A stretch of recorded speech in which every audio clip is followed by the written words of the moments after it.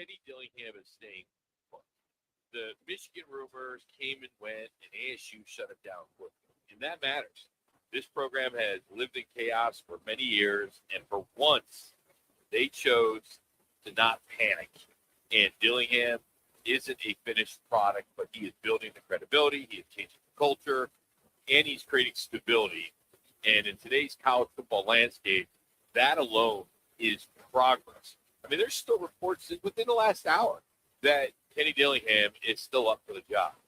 You, over the weekend, sent me something that I thought, because I wasn't next to my phone, was a done deal, and you were completely wrong.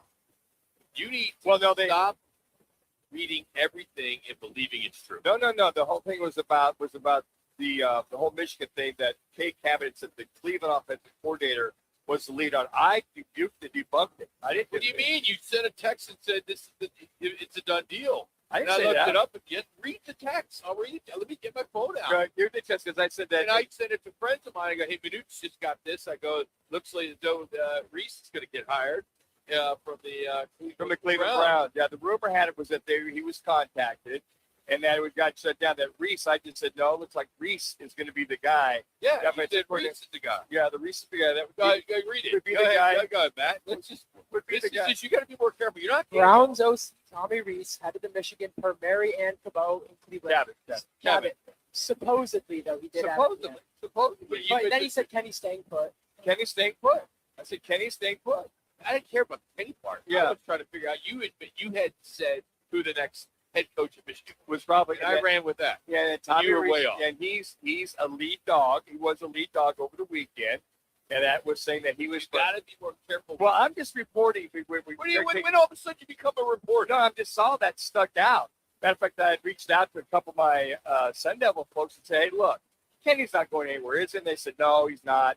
Latest rumors that we're married to Kay Cabot of Cleveland, that Reese is supposedly the lead dog to go to Michigan after everything fell out last week. I said supposedly.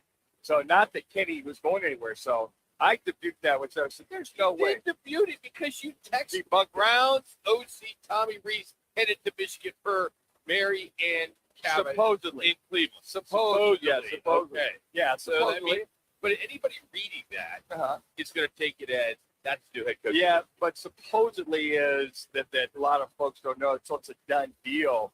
Do they really know if it's going to happen one way or the other? All right, now to the NFL. And the reality check continues. As the Arizona Cardinals were in full evaluation of 6 straight losses, another defensive collapse, the same issues are showing up every week. This isn't about one bad Sunday. It's about a roster that can't hold up, especially up front. The bright spot, of course, you heard in the open is Trey McBride, who is clearly one of the best tight ends in football. We all know that. But this offseason is about the trenches, the depth, and honestly about where this rebuild is actually going to happen and where it's going to actually happen. Because right now, Manuch, it is across the board from number one A to Z. Yeah. I would agree with that. And I look at this and just go, all the money they spent on the defense last year, Roc, was it over $100 million on the front line and linebackers and what have you. I mean, you see these running backs get to the second level on a consistent basis. I mean, you saw the young man from Hamilton High School yesterday just was averaging 6.7 yards. Duar George, the young man out of Hamilton High School to Louisville, first game as a pro, 6.7 yards on average, had over 100 yards rushing. They just get to the second level. And then when they get to the second level, the running backs, it's that nobody can tackle, everybody's out of position. But you're right, Roc. This is a mess. And then this is the 4th game out of 6 games, guys, that opponents have put 40 points on the board. I mean, I just look at some of the situations that are out there right now. Defensive coordinators get fired. Look at Stills got fired by the Jets yesterday. Last 2 games, Wilkes got fired. He allowed 82 points as defense with the Jets the last 2 weeks. He's gone. I mean, it's just like, okay, you can't allow that to happen week in and week out. Now, on top of that, this defense was not ready from the get-go. A crossing route, 2 missed tackles, and then you have the fumble on the kickoff, and then the next kickoff hits the guy in the face mask.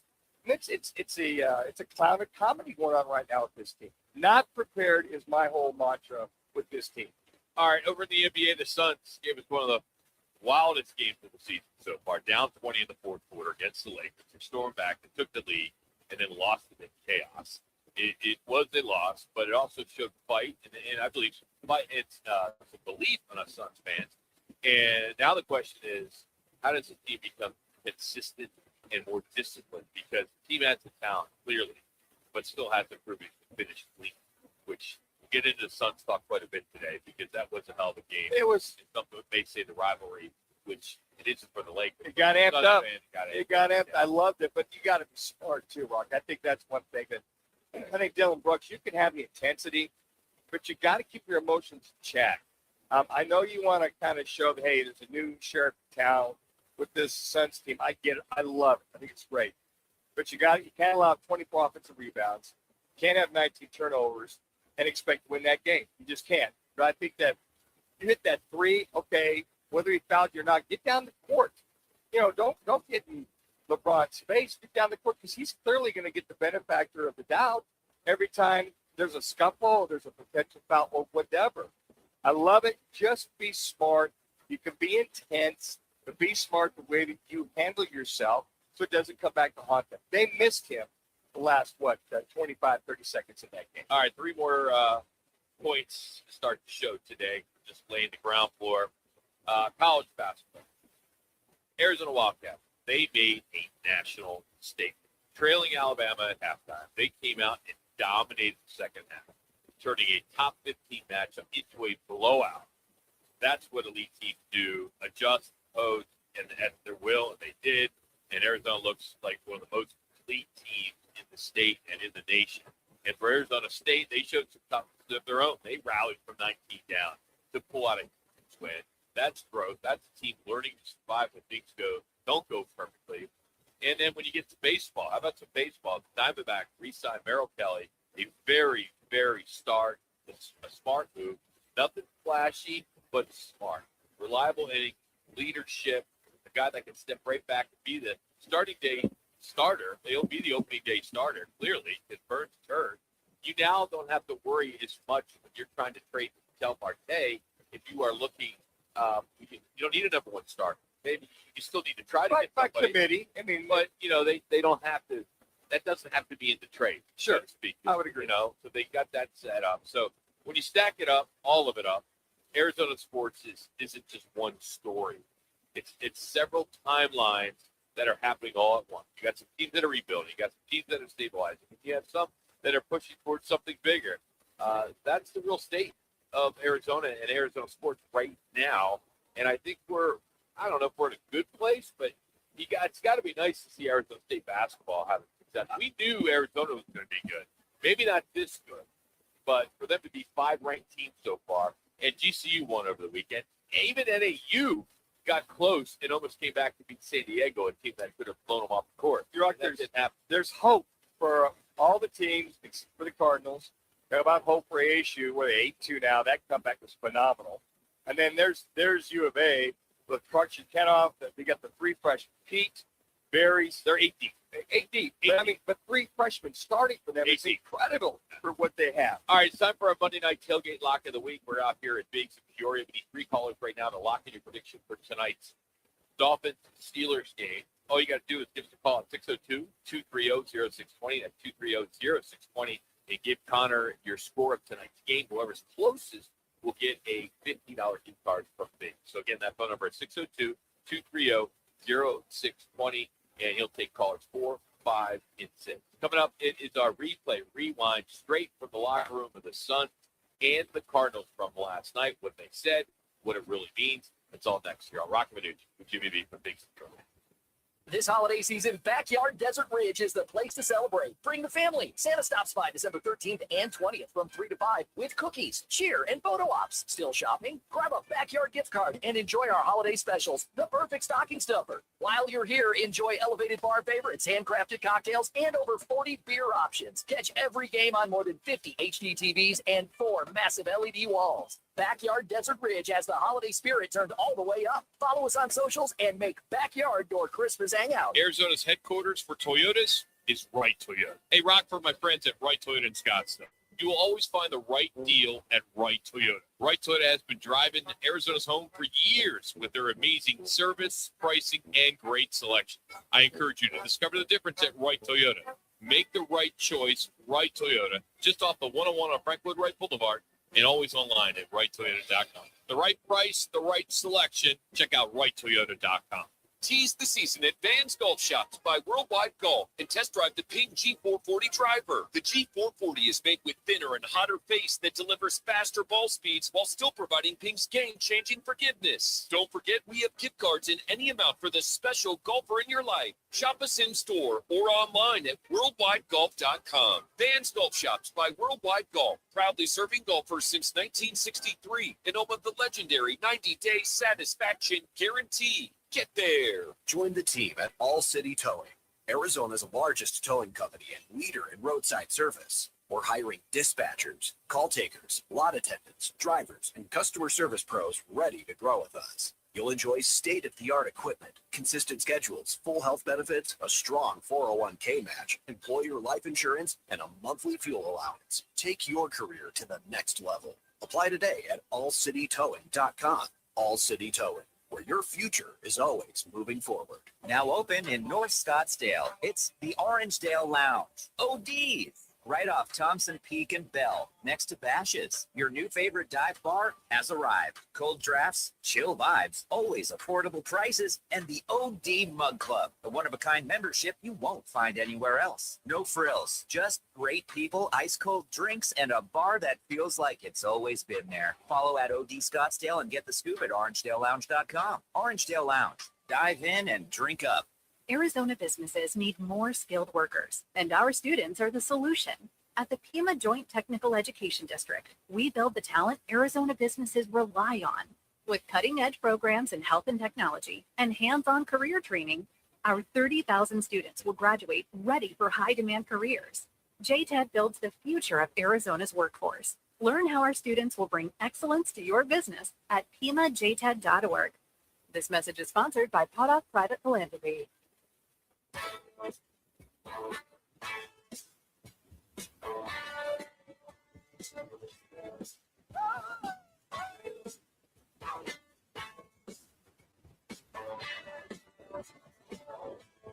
Now it's time for our replay rewind. The top sounds of the night and whatever Roc decides to add. Let's get to it in replay rewind with Roc and Manuch with Jimmy B on ESPN 620 and on FM at 98.7 HD-2. All right, jump in the locker room. Start with the Cardinals, and then we'll get to the Phoenix Suns from yesterday. We'll start off with Jonathan Gannon, who didn't sugarcoat it, as the Cardinals got beat by a better football team. You'll hear it right here. The blunt post-game assessment coming down. Well, I mean, we got beat by a good football team today. We didn't play well enough. And we're going to go back to work tomorrow. We got Atlanta coming at home. It's our last home game. We'll play well.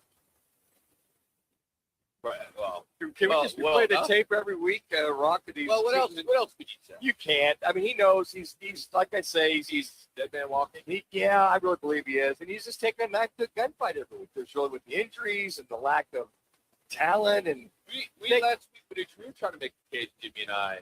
Well, I was trying to make a case that that maybe it isn't a good idea to get rid of Jonathan Gannon and Monty.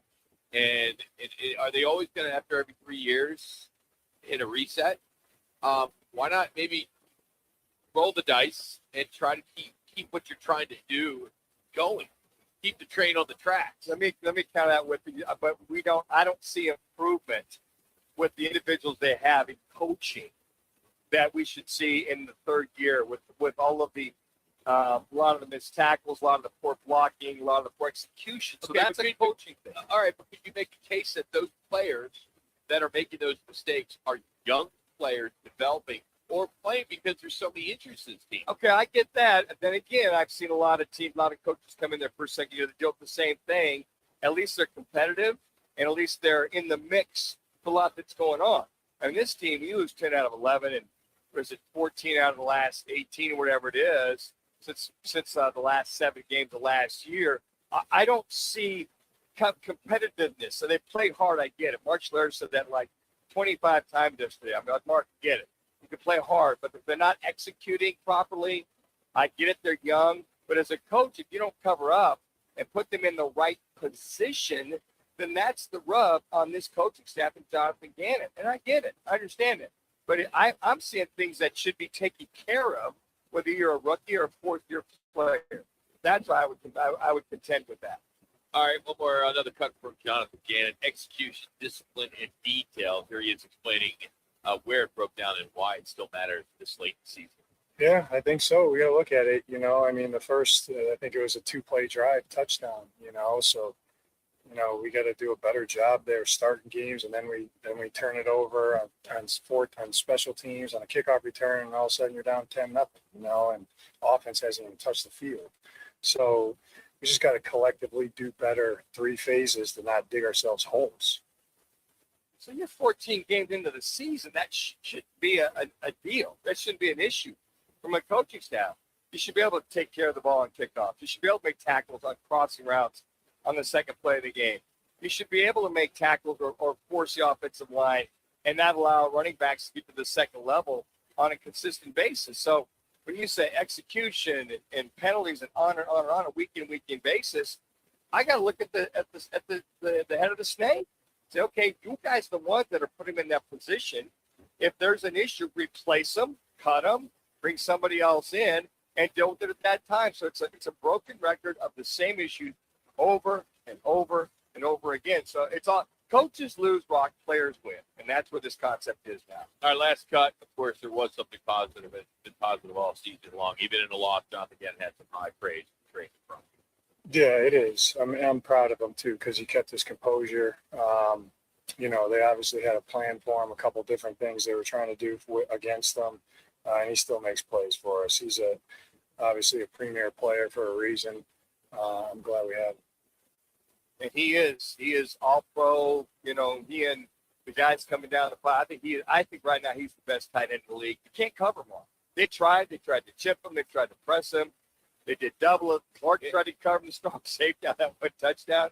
Allowed him to get inside. I'm like, are you nuts? That's where his strength is. So he's the bell cow of his team. Yeah, he's untouchable. All right, let's get to the Suns locker room. Of course, they lost to the Lakers yesterday. We'll start with Coach Ott, and here he is talking about the call, the Booker's foul on LeBron, questionable foul, final second, a lot of frustration. Here's his side. Look, we see the same camera angles that everyone else does. They said part of the wrist is with the explanation that Book got specifically from the officials.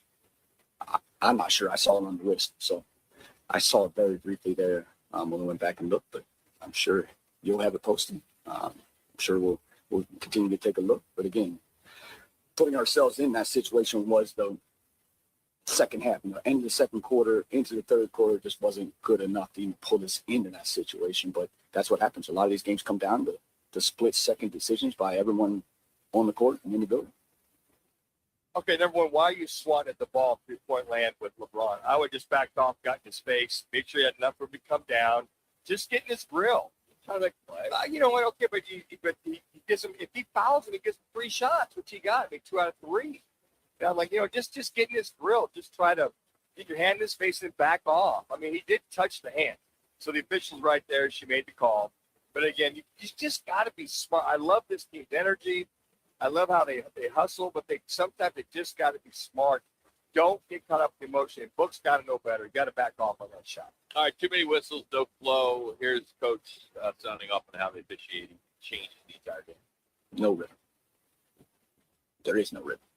They control the rhythm. That's what it is. Like it's stoppage. So some of those we can clean up. Again, I think at the end of the second quarter, there's some of those that we can clean up. But there is no rhythm. Well, on top of that, they had 24 offensive rebounds.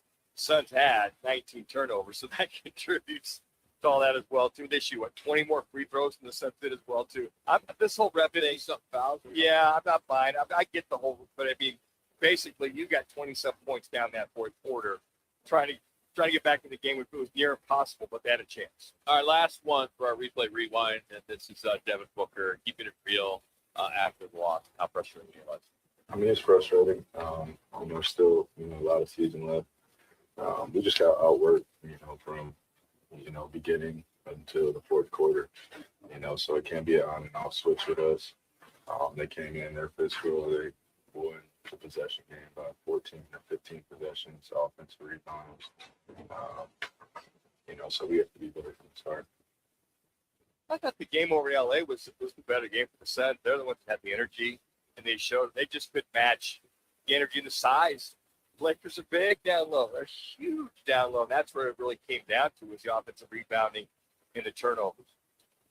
Watching the game, and the game was close, and then all of a sudden, the Lakers just go on this run, and I checked out. I mean, it was 95 to 77. The 24-0 run or something. Yeah, like and I just was like, all right, I checked out. And then all of a sudden, my phone, goes nuts. The game's coming down to the wire. Then I jump back in, and I'm like, damn. All right, for them to be able to come back the way they did, last few years, the Suns team would never be able to do that. And for them to ignite that near comeback, and if they would have won it had to be so frustrating to lose a game like that they had. And the GOAT, you got to call him the GOAT. Sure. LeBron James at 40, whatever he is. 41. Yeah. Yeah. He even made a great play at the end, that defensive play Sure. on both. I would have called him out because he called On out Grace everything now, else. we blocked an Allen there at the last shot. Yeah, on Allen. Yeah. Sorry. He hates Dylan Brooks. He hates it. What's that? LeBron hates Dylan Brooks. I mean, that Oh, might be that's his least favorite player in the league. And it was like that before he got here. So good. No, it's great. I love that theatrics of that, but you got to be smart. You need it. You got to be smart. Luka led all scores, 29 points. Of course, LeBron, as we just talked about. How about DeAndre? How 20 about points, DA? 13 rebounds. Well, he's being held accountable by LeBron. Trust me. I guarantee LeBron's in his grill. Matter of fact, they had a couple shots they showed him talking to DA about certain things. So, but I think they have confidence in him. A couple times they went down low to him. A couple of guys on him hit that little 3-foot jumper that he hits now on a regular basis. But it gives him the confidence that he's going to be a go-to guy at the end of the game, which they did. All right, today's Replay Rewind, and today's Each and Every Day is brought to you by Learners Row. Interact, to check, make one call. That's all, 602-977-1900, and always at learnerrow.com. All right, coming up, former Cardinal Rudy Carpenter, former QB, I should say, with the Dallas Cowboys and Arizona State. Rudy Carpenter will join us. 6 straight losses, another 40-point defensive collapse. Is this about talent, scheme, or something deeper? We will break it down next, but here's Connor with a ESPN 620 Sports Center update.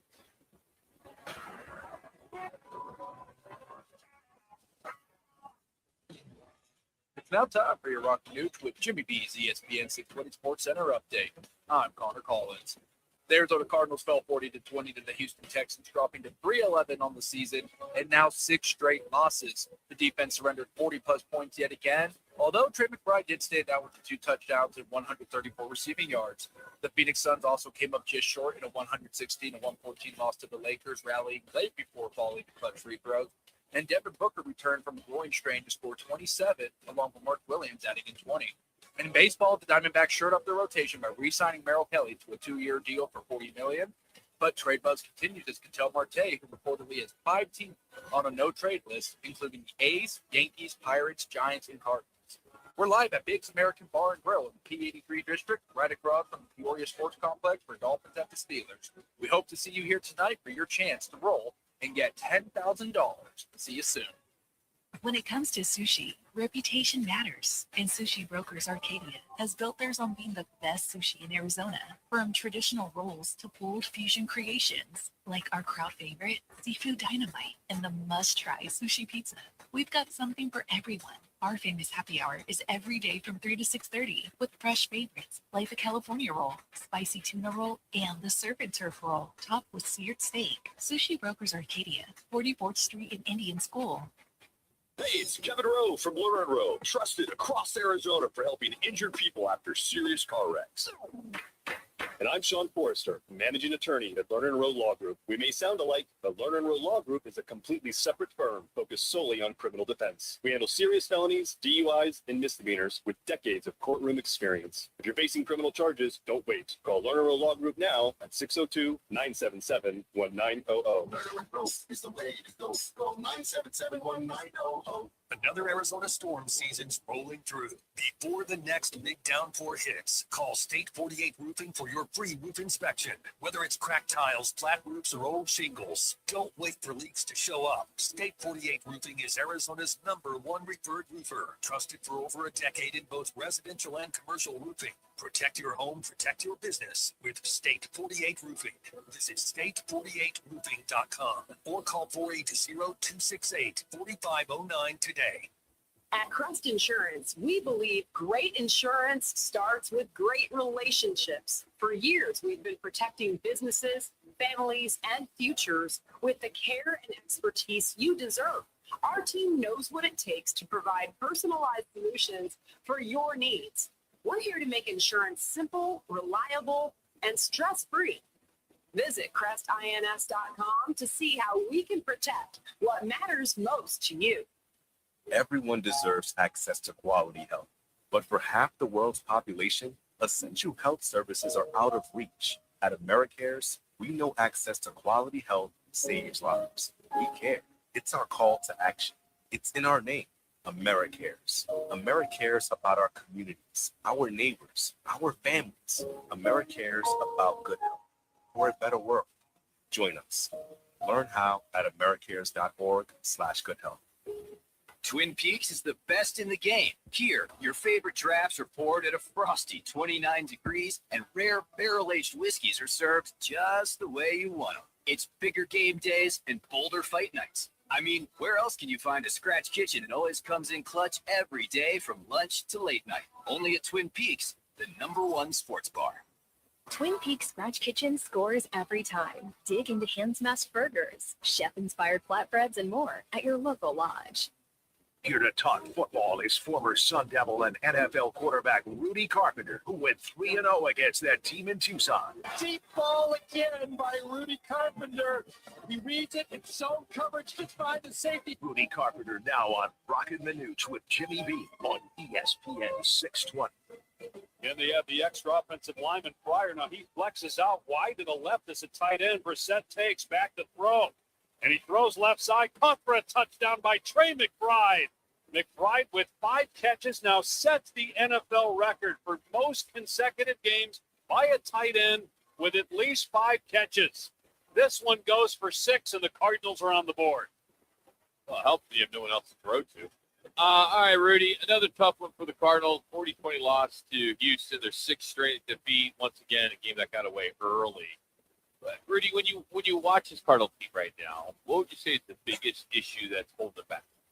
Could it be talent, scheme, maybe even confidence, or just lack of, like I said, talent? Yeah, it's the same thing I think I've been saying since the very first time I was on this radio show, and we've been talking the Cardinals. I mean, the Cardinals have tried new GMs. They've tried new head coaches. They've tried drafting. They've tried free agency. They've tried trading. They've tried what seems to be everything. And at the end of the day, it doesn't matter what they do scheme-wise or with anything else. The fact of the matter is what you said, I think, under your breath a little bit when Trey McBride, they were doing the announcing on him. Well, yeah, it helps when you're the only guy to throw it. Well, yeah, that's the problem. Trey McBride is a bona fide NFL player. He's a very good player.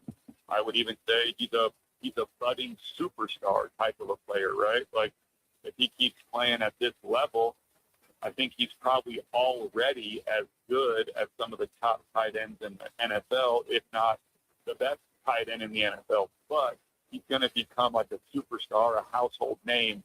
Everybody knows Travis Kelce. Everybody knows that George Kittle.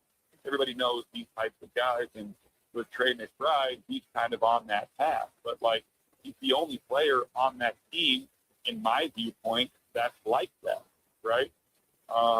It's kind of like I would ask the question, not in the 2025 draft, but the year before, 2024, who was the Cardinals' first round pick? Mark Jr. What'd you say? 2024 first round pick, Marvin Harrison Jr. Yeah, Marvin. Yeah, 2024. Right.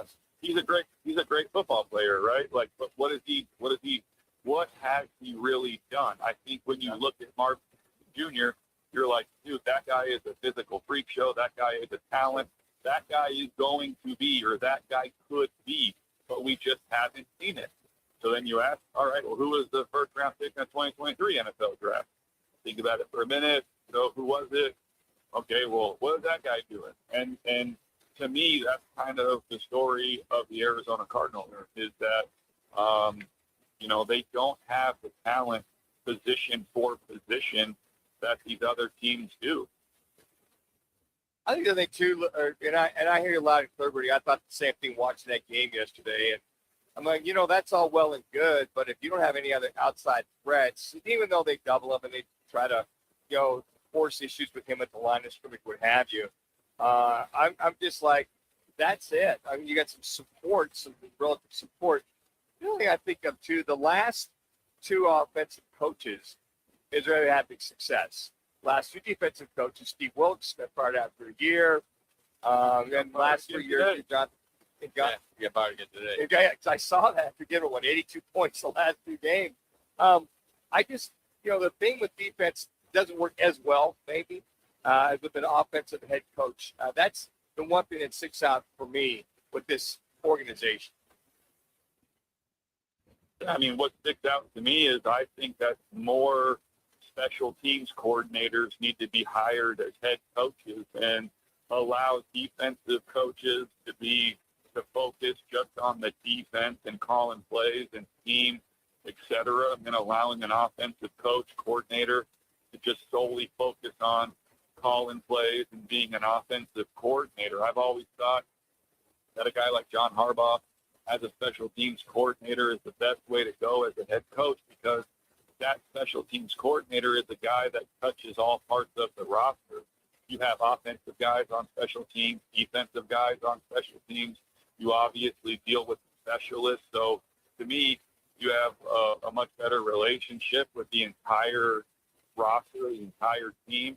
Typically, your special teams guy is also your situational guy. So he's going to have a much better idea, much quicker on when we're going for two, when we're going for it on fourth down, what the analytics say about an onside kick or what we're going to do as far as if we're down 10 with a minute to go. Are we going to kick a field goal on second down and pick the ball off and try to get it right back for a touchdown? Or are we going to try and score a touchdown and waste a bunch of time off the clock, hope that we get an onside kick and then kick a field goal, whatever. But, I've just always felt like, a special teams coach / coordinator is always the best way to go from a head coaching standpoint. But right now, John Harbaugh is the only guy that's really in that role. But yeah, I mean, is an offensive coach better for a head coach than a defensive coach? I don't know, I guess. But what I do know is it doesn't matter who the coach is. They don't have the talent. How fair is it to evaluate Jacoby Brissett when this offensive line breaks down so fast?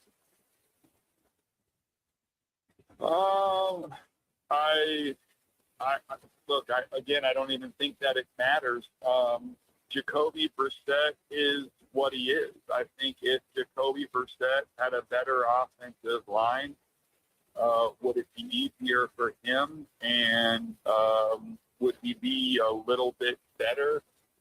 Yeah, maybe. But at the end of the day, we know what Jacoby is. He's a subpar athlete. He's a great decision maker. He's a very accurate thrower, plays with good timing, good anticipation.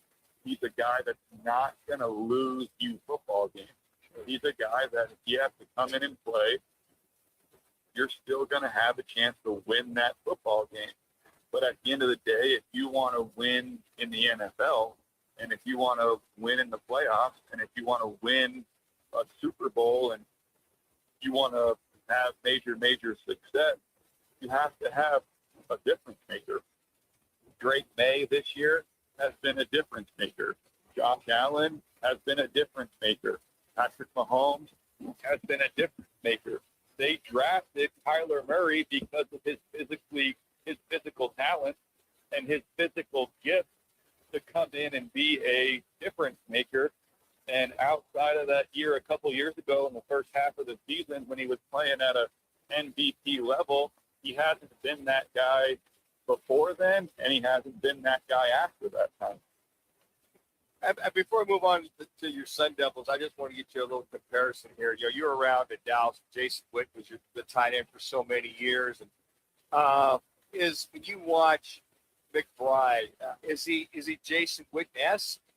Any other? Is he Kelsey-esque? Is he? What kind of tight end do you compare him to when you see teams literally can't cover him even when they're double and triple teaming? Yeah, I mean, all of those guys are, you know, great players. All of those guys are, you know, Hall of Fame type guys. Jason Witten was great in the pass game, but he also was a very good blocker. He tried hard in the blocking game. To me, Jason Witten was top 2 or 3 smartest football players I've ever been around, I've ever seen. The dude was incredible that way. And I think maybe he was athletically limited a little bit. Travis Kelce, to me, is much more of just a receiving tight end, not a guy that was really interested in blocking, more of a one-dimensional player, but so dominant in the receiving game that, you know, that was acceptable. To me, Trey McBride is, I think, maybe almost more of like a George Kittle mode. He's not the greatest blocker of all time, but he's good, and he tries, and he works at it, and he's not a liability in the blocking space. And then he's great, obviously, in the pass game. Hey, I want to flip the script on you here. Great to see that your head coach, Kenny Dillingham, is going to be staying here, not going to Michigan. But I do understand that Bryce Underwood, who is in the portal, is here today at Arizona State visiting the Sun Devils. Just want to get your thoughts on this kid who was a pure freshman last year. As far as we understand, he really, really likes ASU, and he's here today visiting. Yeah, there's a lot of guys right now. I mean, whether it's DJ Lagway, who got in the portal today, or, you know, last couple of days, Dylan Raiola's in the portal.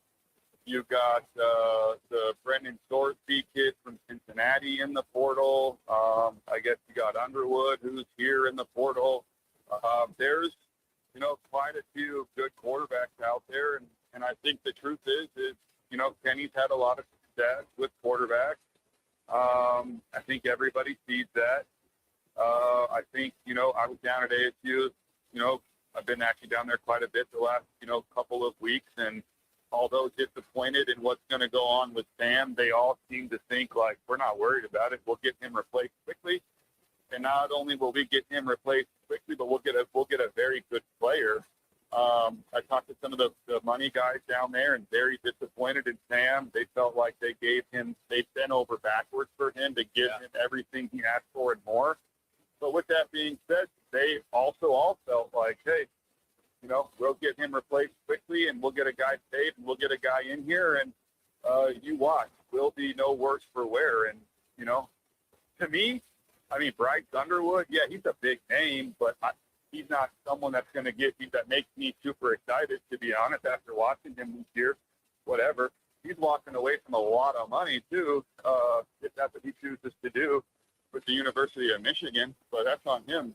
DJ Lagway, I get excited about that one. You know, even Brendan Sorsby, I get excited about him. He doesn't have a ton of eligibility. That guy had a really good couple of years at Cincinnati. You know, some of those guys to me are good. Dylan Raiola, interesting. Probably better days of football are ahead of him, but he's a good, experienced player. So, yeah, I mean, there's a lot of names out there, and who wouldn't want to come to Arizona with all of the things that we have at your disposal here in Arizona, along with a great coaching staff, great offensive minds, a program that's recruited well and been winning. You know, and on top of that, a program who has shown that financially they're going to try to compete with all the big dogs. Yeah, but wasn't Underwood's NIL deal close to $3 million?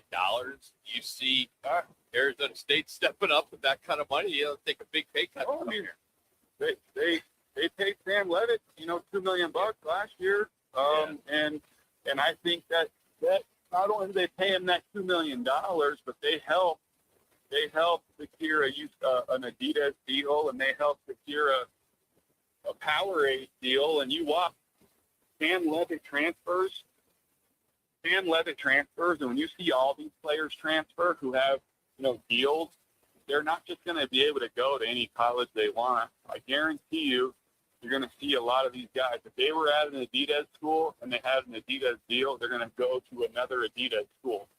If they're at a Nike school and they have a Nike deal as well, and they're going to transfer, Nike's going to have their say and say, hey, man, you got to go to a Nike school. So, there's some behind-the-scenes stuff there that I think most people don't really realize. Oh, good stuff. Very, very good stuff. Rudy, great stuff, man. Have a good week. Thanks for your time. See you later. That's Rudy Carpenter joining us here on Roc and Manuch with Jimmy. But good point there. I mean, that You has learn lots to something do with every it. week, don't you, Roc? Nike, Adidas, things of that sort. All right, we're going to get into the latest on the Michigan head coaching search. But next, it's our Arizona hardwood report as the Wildcats go into Alabama and they turn a top 15 matchup into a second half beatdown. And how about Arizona State pulling off one of the biggest comebacks of the season? Grand Canyon, they handle business, and NAU, they showed some fight on the road. We'll get into all that. Arizona hoops front and center right here on Roc and Manuch. Jimmy B from Big Peoria. Twin Peaks is the best in the game. Here, the ultimate lunch lineup boasts wall-to-wall sports and scenic views. When you're hungry and in a hurry, the Scratch Kitchen delivers lunch in the clutch. I mean, where else can you order a 29-degree draft beer and a quickie combo on your lunch break? Only at Twin Peaks, the #1 sports bar. Twin Peaks Scratch Kitchen scores every time. Dig into hand-smashed burgers, chef-inspired flatbreads, and more at your local lodge. Attention golf lovers and putting enthusiasts. Are you ready to elevate your game? At Putting World, we've got cutting-edge technology that'll have you sinking putts like a pro. With high-tech simulators and expert coaches, you'll be on your way to mastering that tricky six-footer in no time. Check us out at puttingworld.com. Whether you're a seasoned golfer or a newbie who thinks a hole-in-one is just a fancy donut, there's a place for you at Putting World. Eat it, drink it, sink it. Putting World.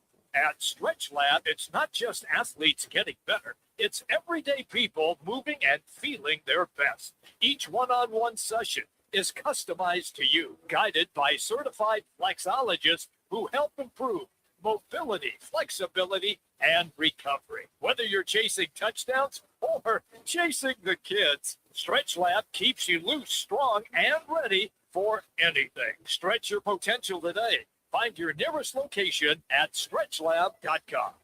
Mondays belong to Roc and Manuch with Jimmy B.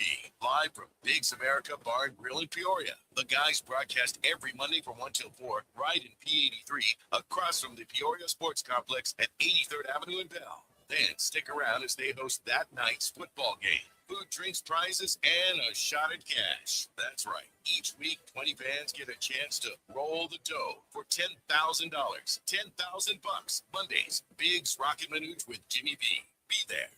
Arizona children enter the foster system every day. If you're a parent, a coach, a teacher, or just someone who cares about young people, then you may be in a position to help. Becoming a foster parent not only creates a positive ripple effect in a child's life, it can improve our entire community.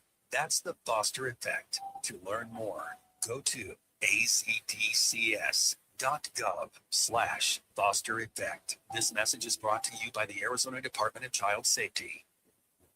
Most pedestrian and bicycle crashes happen early morning or at night.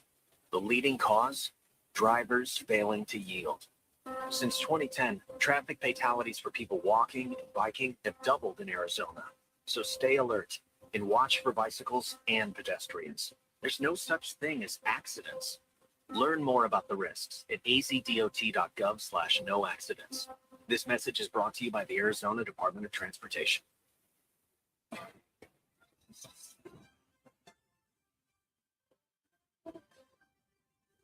Back with Roc and Manuch with Jimmy B at Big's American Bar and Grill. Football, big screens, big flavors, and prizes all night. Rudolph has it taken away by Mayusin. Ahead to Chop, and he slam dunks it in. The Samba Chop with the flush and the finish off the turnover. He steps back. Gets another. All right, let's hit the Arizona Hardwood report. It was a big weekend for hoops in the state. Arizona made a national statement. Arizona State, they pulled off a wild comeback. Grand Canyon, they handled their business as well as NAU showed some fight. But let's start with Arizona. Number one, Arizona continues to look like the most physical team in the country. They trailed Alabama, ranked number 12, 41-39. But then in the second half, it was a complete beatdown. They outscored the Tide 57-34 after the break. It was a 14-1 run at one point, completely flipped the game.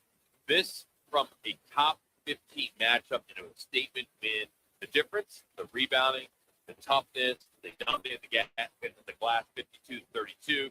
They create a bunch of second chance points, and they just basically wore them down. You can see the game they wore in Alabama. They looked tired, but the star of the night, Brandon Curry's 28 points, 5 threes, 20 in the second half, basically took the game over. They're 8 players deep. I mean, a bunch of guys, a lot of rebounds. They just had one of those games where the whole team took over, and this team just didn't win, but you could say they basically imposed their will and made yet another statement. But there are still some naysayers out there, like my boy Purdue, and some of these other schools that are doing well, like Michigan and Nebraska, and some of these other teams in Iowa, and saying, okay, they're not the real deal. What else do they need to prove? I don't know. I mean, they played some top teams in the nation that beat them. And they're doing with 3 freshmen, as you point there, 8-9 deep. Del Orso comes off the bench. This is 19 points, whatever it was. I mean, they've got a blend of with the Orso and Bradley as the elder spokesman, if you will. And see the young guys getting up and down the court. But I think with Tommy Lloyd, the thing that you brought up, Rock, is just their physicality, their energy that they bring at you, especially that second half. They were full court press getting up and down the court. And I think he might have cleared the bench by the time it was all said and done. But what a great comeback. And just kind of a reinforcement. And I don't think I've seen U of A play with the chip on their shoulder with all the talent over the years we've seen like this team does right now. All right, now to Arizona State. This is one of the best comeback wins of the weekend. They were down 55-38 at halftime. They trailed as much as 19 the second half against Santa Clara.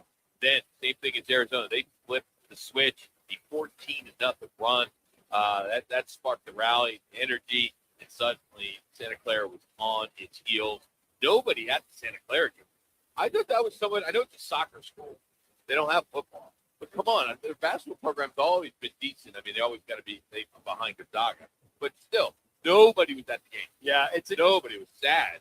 You know, maybe it takes Bob early to get ejected at halftime to get these guys fired up because they came out just guns a-blazing. How about Bobby coming out right after the game ended and they stopped that free shot? Bobby was at the end of the tunnel. So it's game's over, right? So he comes right out. So there's no technicals or anything. So the clock was out. He hung back. Then he comes running out to the court, high-fiving everybody.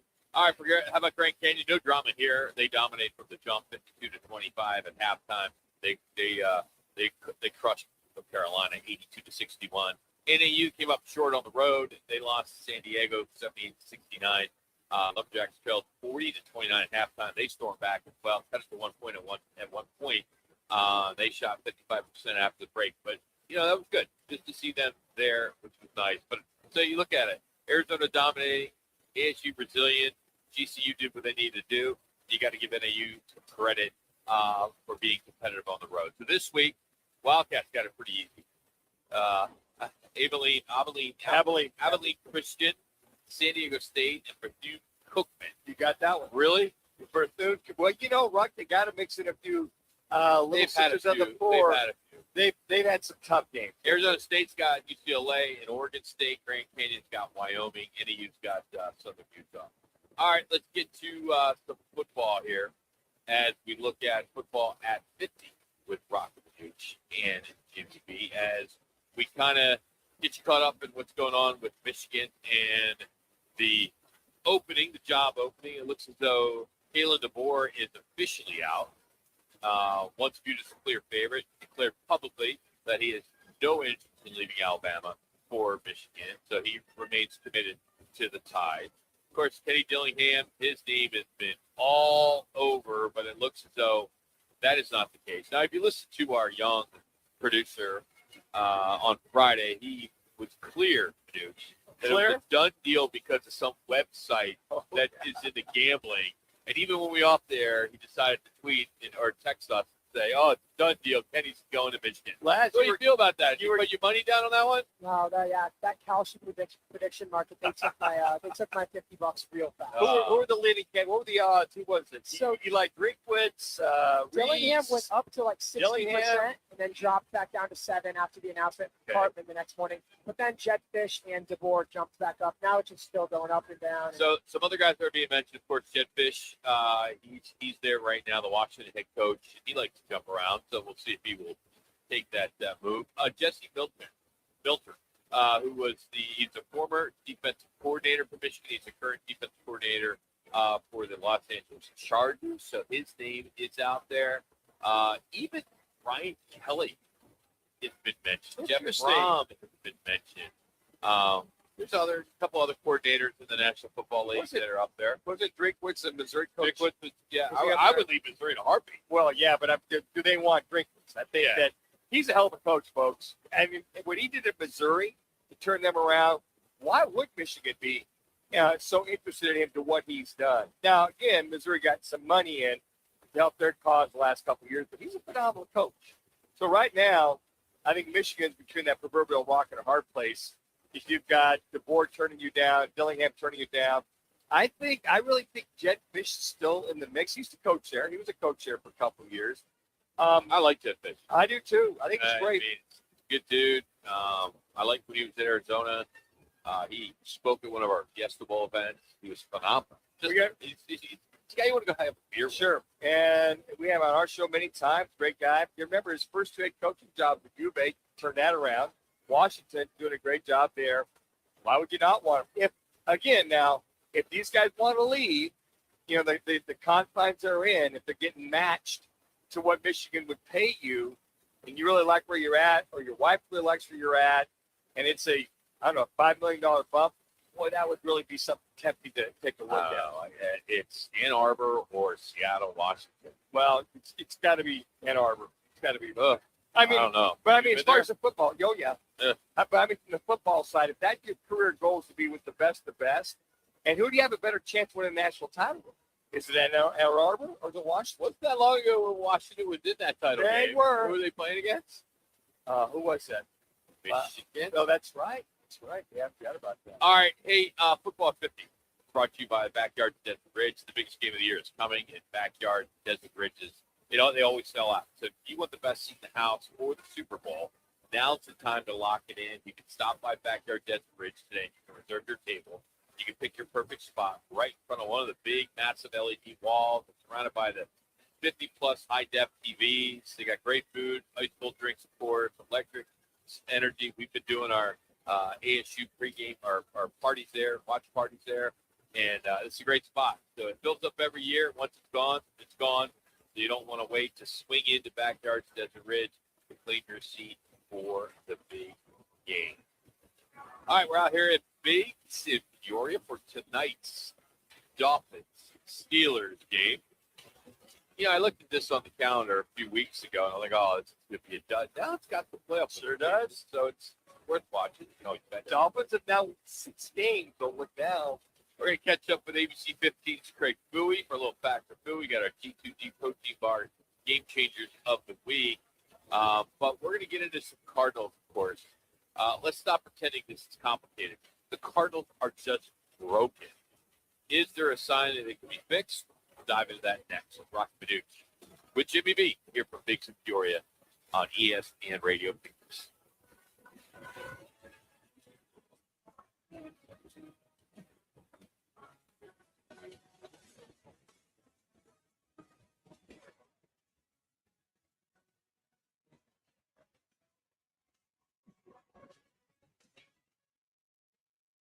So Pure Talk just had their best year ever and asked me if I'd like to thank their customers on their behalf for being so awesome. I said, sure. It's important to say thanks, especially this time of year, which is why, as one of their many satisfied customers, I should probably thank Pure Talk first for keeping their customer service in this country and for providing hundreds of American jobs. I appreciate that. I also appreciate their Roundup program, which makes it easy to support America's Warrior Partnership and join the fight against veteran suicide. And I love that Pure Talk donated 1,000 hand-sewn, made-in-America flags to veterans around Independence Day. And of course, I really appreciate their generous support of my own foundation, MicroWorks, and their commitment to help us train the next generation of skilled workers. Having said all that, it's now my pleasure, on behalf of everyone at Pure Talk, to thank you sincerely for choosing to do business with an American wireless company that actually stands for something. And one more thing. Merry Christmas. You know, I still have my first car, a classic 66 Mustang, and what was is parked right next to what's next, the new Explorer we recently bought from our Desert Ford dealers. Yep, Paul Calvi's here. Hey, Ford isn't just part of our family. My grandfather worked for Ford Motor, but it's part of America, our heritage. Yet Ford is also the future. Whether it's family time or four-wheeling time, tailgating or towing, Ford has a powertrain option that fits what you're looking for. Gas, hybrid, electric. You know what else our Desert Ford dealers have? The best-selling line of trucks for 48 years running. That Ford F-Series with the all-new 2025 F-150, designed to be the toughest and most productive ever. And then there's our 2025 Ford Mustang Mach-E, 100% electric, 100% SUV with sports car performance. SUV, my daily driver, a Ford Edge. And again, we just bought a new Explorer. Where do you see the redesigned interior on the all-new 2025 Explorer? Bottom line, get on down to our Desert Ford dealers or click buyfordnow.com. Life's a sprint, and you need a quick pick-me-up. Meet G2G protein bars, the ultimate grab-and-go meal replacement. Whether you're hustling in the office, enjoying a day on the links, or conquering the daily grind, G2G is your perfect fuel. Score an 8-pack at your local Costco's refrigerated section, or explore amazing flavors at G2GBar.com.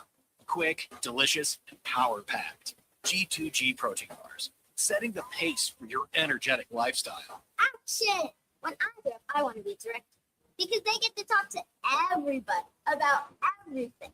They get to make cool movies and dance music videos. If your child is sick over and over again, it could be PI, a defect of the immune system that affects millions. Early testing can give children a chance to dream. And when I'm a director, I get to say, lights, camera, action.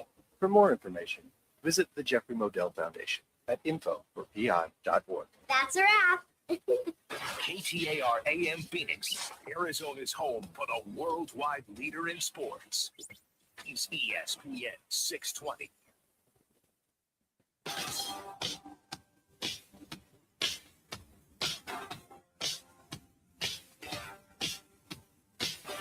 Live from Biggs at P83, Roc and Manuch with Jimmy B's getting you set for tonight's game. Giveaway specials have a game on every screen. And taken by him on the goal line. Actually, that's Davis. He fumbles the ball. It's picked up in the air by Houston. Agunbawale at the 25-yard line, and he's down to the 22. So Jalen Brooks was the man on the kick return. He fumbles it. Cards season hit another wall yesterday in Houston. This one told us exactly where this franchise is right now. A good afternoon to you. Roc and Manuch with you today from Biggs. We also got Laz Wiz. We got Connor and CC back at the ESPN radio studios. Oh, by the way, the other day, were you doing a show with Jimmy when he talked about the old stations app? That was me and Jimmy. Yeah. On Wednesday. So he threw it out there again. He's done it before. Oh yeah. We've had. It's not in writing. It doesn't say. No. It doesn't say. It's the right blank, there. Old habits die hard. Blank. No, app. I've corrected many times with the old. I'm listening. app. I'm like, Jimmy, it's the Arizona Sports app. It's not the old, Yes. It's something to do with your heart. I mean, like, come on, dude. I mean, that better make payback this week. I gotta tell you. We got it timestamped. All right, good. All right, but we are out here at Biggs American Bar and Grill, District, Sport of West Valley goes to football on tonight's stop the Steelers, and at halftime, 20 fans get a shot to roll the dice, $10,000. Only have a couple more Monday nights, so we hope that you can come out here and at least join us, and then we'll have our Monday night tailgate lock of the night coming up here in just a little bit. But we're going to talk some Cardinals now because let's just stop pretending. Cardinals is broken. This is a 40-20 loss. They're 6 straight. They're 4th time in 6 weeks. This defense has given up 40-plus points 4 times in those 6 weeks. It's not just bad luck. It's not just injuries. This roster is a problem. I mean, C.J. Stroud, Stroud, he didn't just light them up. He picked them up hard. Yes, he did. Simple reads, easy throws. Cardinals don't coverage was a mess.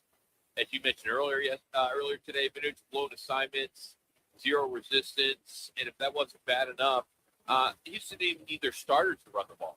You just heard George, the backup, a rookie. I mean, he ran through this defense like it was air. It was just one thing after another, and you can spare me on this quarterback debate.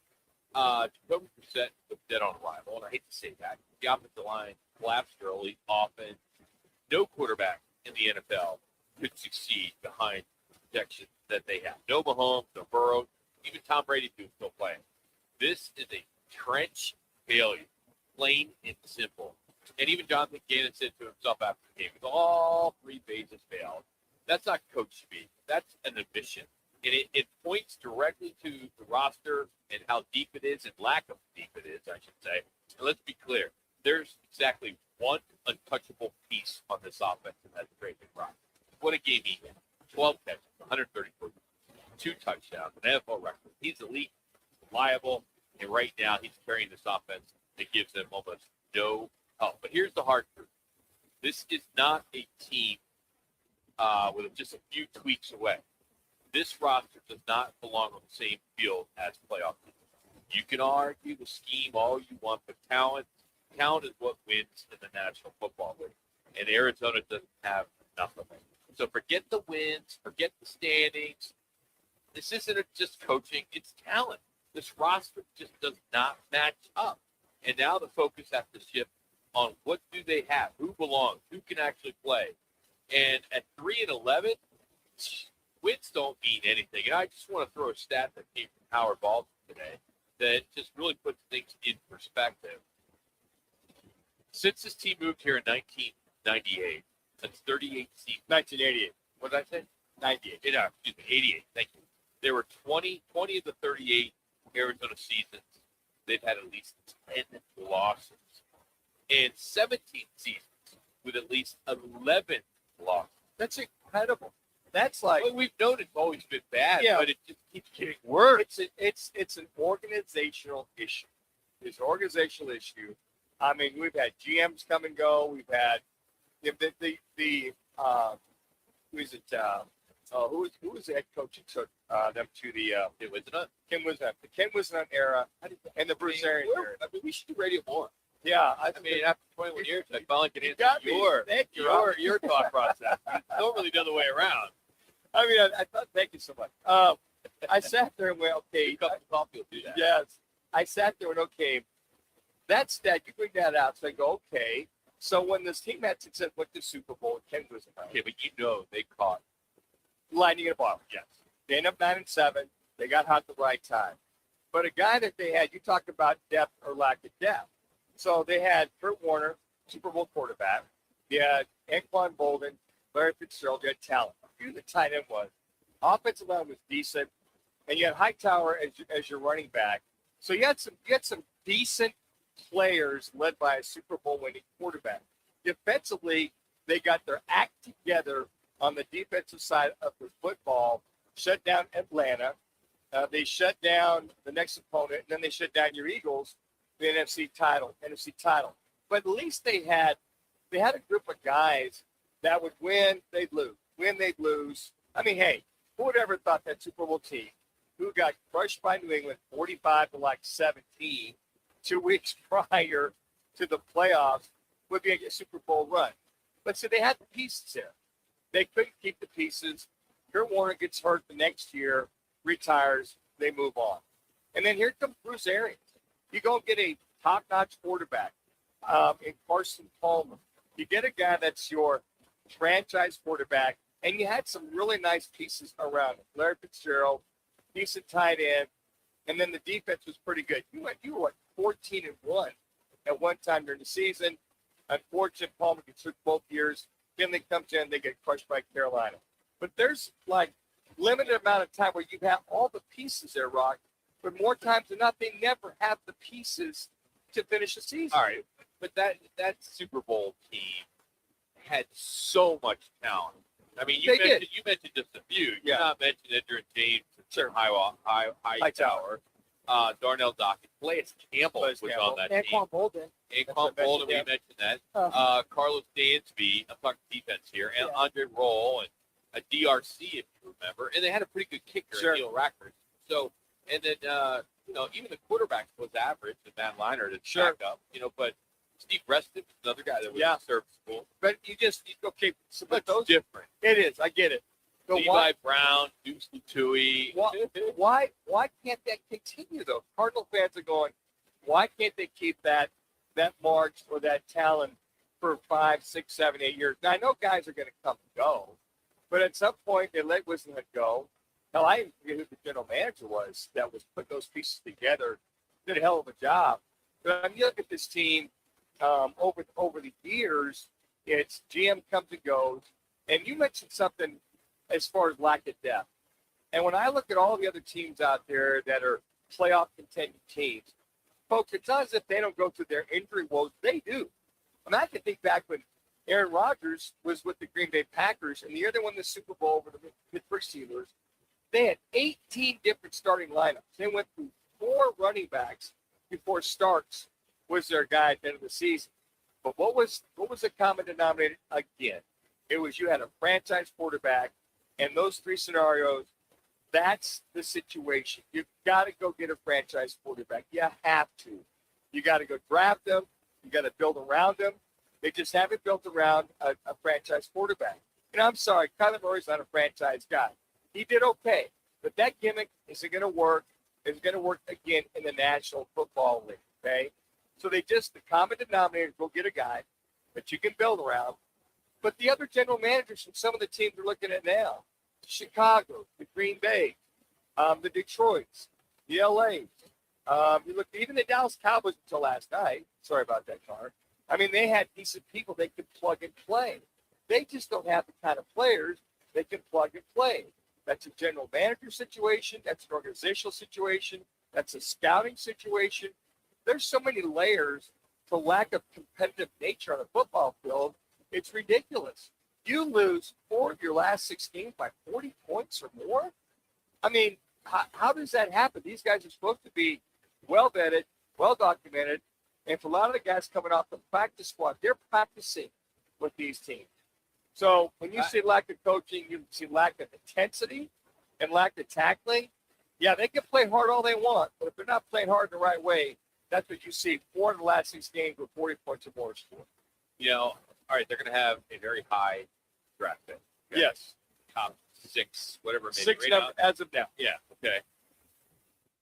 It's going to be hard to get Cardinal fans to renew their season tickets. Absolutely. I mean, after 3 years of this, same coach, you're going to get another coach. Let me ask you, if, and I don't see Michael Bidwell doing this, but if they went down the road of a Mike McCarthy or John Gruden, do you think that would create some buzz in the city and people would start renewing tickets? Do they need to do one of those for the business side of it? Yes, that's your question. Now, Gruden, I think, it's just has to be the right deal for John Gruden because he's doing so well with all his stuff he's got going on. No, but he wants to get back to coaching. He's made that clear. Yeah, I think of Gruden. I like Mike McCarthy because the way he ran. I mean, he took over that Dallas offense for a couple of years and really turned around. Not that Moore wasn't doing a good job as his OC, but he took it over. And here come the Cowboys. I mean, the biggest guy to ask that would be Connor. Connor, your thoughts on a McCarthy coming to the Cardinals? What would be the major difference with this offense if McCarthy comes? Well, for one, I think it would help if Jacoby Brissett stays the quarterback. I don't think somebody like Kyler Murray is going to fit what Mike McCarthy wants to do. He's very West Coast style. He's going to want to run a lot of curls, hooks, slants, things to get the ball out quick. Crossers. And that's where I think a guy like Jacoby Brissett, and it helps for some of the skill position, right? For Marvin Harrison, for Michael Wilson, who's emerged. Trey McBride, as you guys mentioned, is a premier player. Those are the type of people who I think would benefit out of a Mike McCarthy ran offense. But I do agree that you should probably try to switch it up in some aspects. Yeah. All right, Connor, as we get to good break, what numbers do you want to do for the Monday Night Tailgate Lock of the Night? Which 3 callers you taking? Let's go 2, 3, and 4. All right, 602-230-0620, 230-0620. We need a prediction in tonight's Steelers-Dolphins game. If you get it right or who gets it closest, we get himself a $50 big gift card. That's where we are tonight. All right. It's our G2G Protein Game Changers of the weekend. Brandon Burries with the takeover, Jawar Jordan breakout moment, and Trevor Lawrence lighting it up. That's all next as you're listening here to Roc and Manuch, Jimmy B, live from Big American Bar and Grill, P83 here on ESPN Radio 620. I was in a wreck. I need a check. I was in a wreck. I need a check. I was in a wreck. I need a check. I'm Kevin Rowe from Learn and Row, and we've been serving Arizona's for 20 years. Make the best choice after an accident. Call 977-1900. That's 977-1900.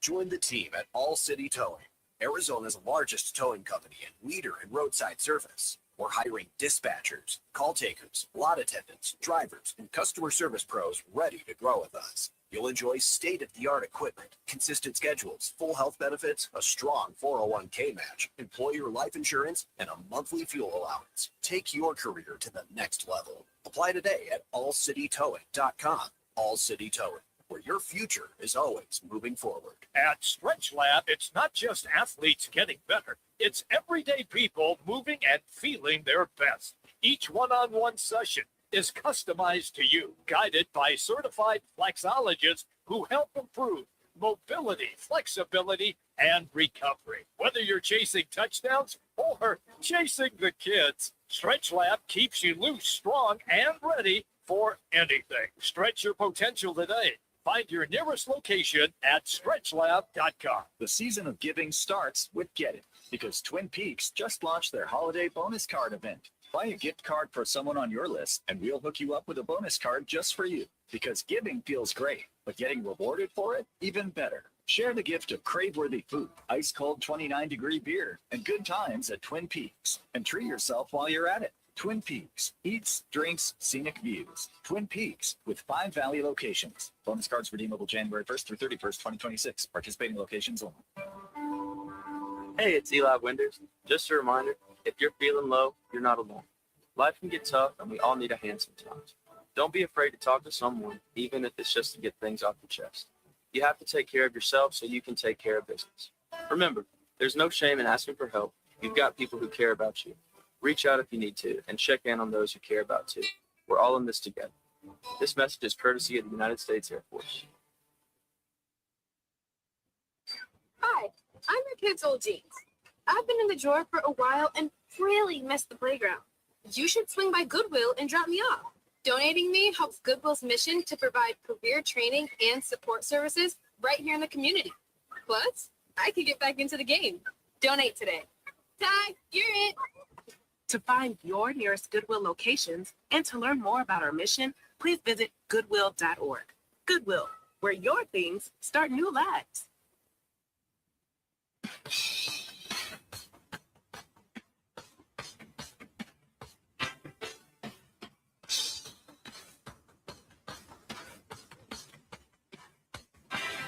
Time for the G2G Protein Bar Play or Team of the Weekend. Did your favorite player make an incredible play or your team had a big upset? They probably know all about G2G Protein Bars, a refrigerated protein bar with unmatched taste, grab and go goodness. G2G Protein Bars are now available at Costco. All right, I'll get it started off here. My G2G game changer of the weekend is Braden Burries of Arizona and Arizona Wildcats career night, big stage, and second half takeover. Burries tries. That's a three, and it's done. We saw it last week. Burries at the basket. Nice. Off the glass and good. Burries step back. Gets another. He did recruiting internationally. Burries up ahead. 2 more. I mean, what a night for him as Arizona takes care of business. They beat Alabama, which came into the game ranked number 12. They made a national statement, that being the Cats. I mean, they did trail Alabama at halftime. Came out and dominated that second half, a lot of it because of Burries. And this is what elite teams do. They adjust, and they did at halftime, and they look right now as the most complete team in basketball. All right, my G2G protein bar game changer. We're going to go back to Texas State, where a former Hamilton Husky running back got his groove on against the Cardinals. Shotgun formation for Stroud. He takes the snap and an underhand pitch to the right. Jordan crosses the 40. Far side 50 at the 40, at the 30, at the 20, and tackled at the 16. Boy, it looked like that might be a 4 or 5 yard gain initially. Ends up being about a 50-yard gain. And all you folks that followed high school for many years, how about that name, Jawar Jordan? Remember him? He's the Houston, Texas running back out of Hamilton High School, then went on to graduate from Louisville. Drafted in the 6th round last year. Been on the practice squad for the last 2 years. With all the injuries you talked about, Rock, with the running backs, he got his chance to play at 15 carries for 101 yards. How about this? 6.7 yard average for the first playing time in the National Football League. Here, Dave Pass grill off his run yesterday on the Arizona Cardinals Network. Jawar Jordan is my G2G protein bar game changer. Congratulations, Jawar. You did a great job as far as being patient, waiting for your time, averaging 6.7 yards per carry. Connor? I'm going to be going to the NFL here, Manuch, one of your old teams, the Buffalo Bills. I got to give them some love as Josh Allen and the Bills keep their AFC East hopes alive. When they fall behind by 21, found a way to come back to win thanks to Josh Allen going 19-28, getting 193 yards, 3 passing touchdowns, including this one in the 4th.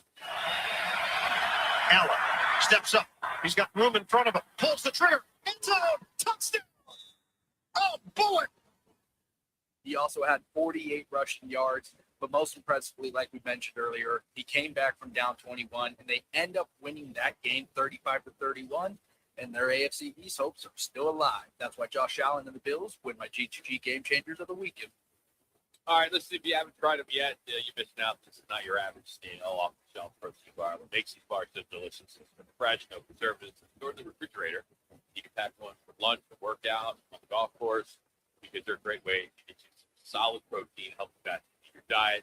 Check them out in the refrigerator section at Costco or head to G2GBar.com. Get one today, G2GBar.com. All right, it's your call question today. We have 2 of them, which is brought to you by State Footy Roofing. It's up on all of our social media platforms. You search Roc and Manuch. If you're the Cardinals, would you give up at least 2 first-rounders in order to move up to get Heisman Trophy winner Fernando Mendoza? Your 4 choices are yes in a heartbeat, no, need offensive lineman, no, need offensive weapon, no, need defensive weapon. I just say no. If you fall 6 where they are today, then you grab them. But I am not trading up for it. You'd have to give up a lot. Well, and I think move up a couple. Well, the Giants right now, Giants already have their guy. Titans already have their guy. Jets. The Raiders don't have their guy. Jets. You got the Raiders and Jets that are probably in front of the Arizona Cardinals. I just want to make sure.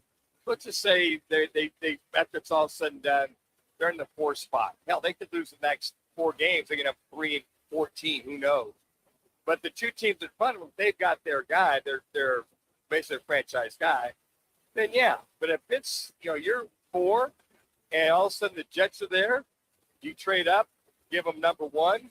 I don't know, you might even have to give up 2 to get that choice for the Jets, to trump the Jets, so to speak, in order to get Fernando Mendoza. All right, the other one we have, which Arizona team is actually closest to winning something significant?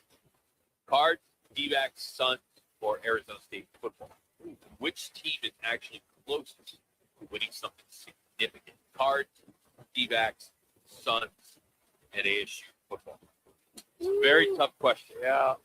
Boy, if ASU gets a top-notch quarterback, which I'm sure they will, and then if Kenny can get the right receiving core, it's like Tyson's gone. For all intent purposes, I you know what, all of those, I'm leaning more toward ASU if they get the right pieces. I am too, but the Suns could get into the playoffs, which I think they will. They could go on a little bit of run, and that would be significant. Sure. Just making the playoffs would be significant. I Yes. guess it's how you define significant. Maybe Cardinals just finishing above 500 would be significant for some people. My D-backs, right there at the end too, is significant. My idea of significant meaning that they're going to vie for a championship or have a chance to go after a championship. But I think that ASU right now, you're going to get a good quarterback, you get the right receivers, you got great coaching. If you get those big butt guts, as you like to call them, up front, both sides of the ball. I mean, hell, look at the injuries that ASU had. Here's a classic case of coaching. Look at the injuries that they had, and this ASU team won 8 games. And they're going to go to a significant bowl game in the Sun Bowl. So I just think of, if you've got the right pieces, you got great coaching, they've got a good chance to win the Big 12. That's significant to me. All right, on this day in sports, this is it's going to be hard for me to read this, but back in 61, the NFL officially added the Dallas Cowboys. I don't even know why they needed it. There's no reason to add. I think they were called the Dallas Texans. How about them Cowboys? Yeah. You know what sucks about it is you watch Get Up, or not Get Up, what's the show after Get Up with Stephen A. Oh, God. First Day. Yeah. That was their lead today. That was their lead? Cowboys are always their lead. Is that his shot at Jerry? Yeah. Did he have his cowboy hat on? Michael Orban, and, it's their lead. And I'm like, how's Patrick Mahomes or Devontae Adams or Parsons, how's that not the lead? Or it had to be like a total spoof. No, it was literally They were legit on 10 this? minutes of Oh, the my show. God. That was a waste of 7 minutes. This one I like to read. In 1973, Roberto Clemente is elected to the Baseball Hall of Fame, becoming the first Latin American player inducted. The 5-year waiting period was waived after his tragic death. Bernie Kosar wins the Heisman on this day in '84. He went to Miami, of course. Browns legend. Just got out of having I think he had a liver transplant. Yes, I think he's doing really well. Yes. Tim Tebow wins the Heisman, become the first sophomore with the award, and that was in 2007. In 16, Steph Curry hits a then NBA record, 13 3-pointers in a single game.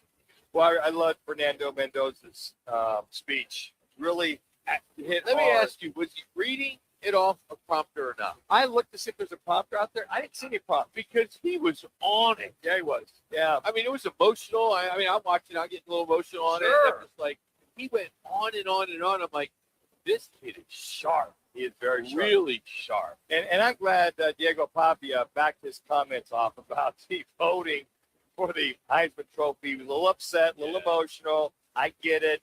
So I'm glad he came back, backtracked, so he apologized, got caught up in emotion.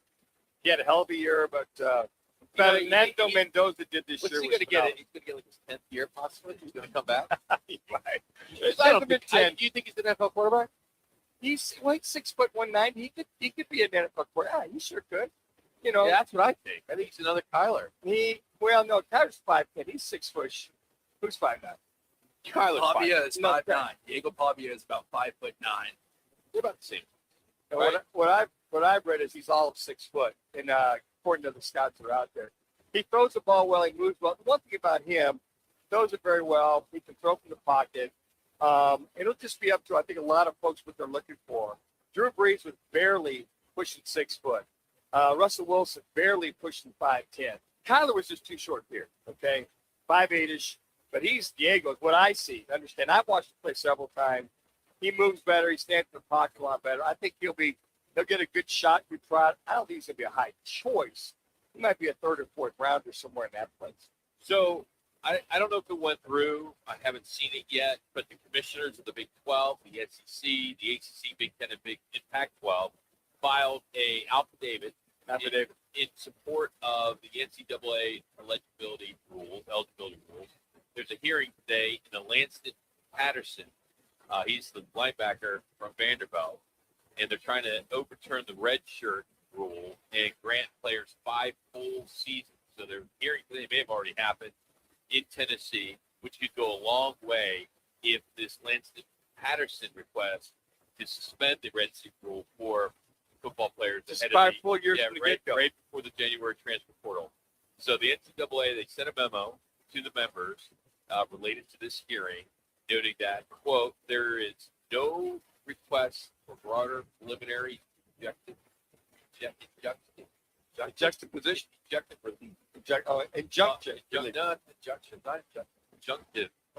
relief on behalf of, this is a quote, on all D1 student athletes. The court is not expected to address the eligibility of any other student athlete.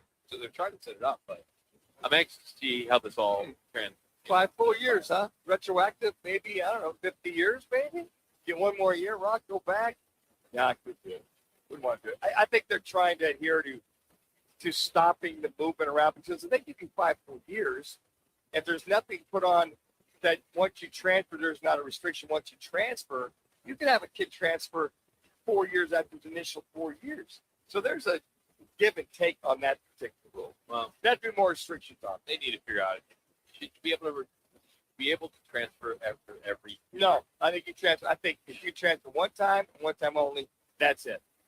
All right, back to Fouhy with ABC 15's Craig Fouhy. It's coming up next. We'll talk about the Cardinals defense. We'll talk about Trey McBride, Dylan Brooks, and much, much more. But first, here's Connor with another ESPN 620 Sports Center update.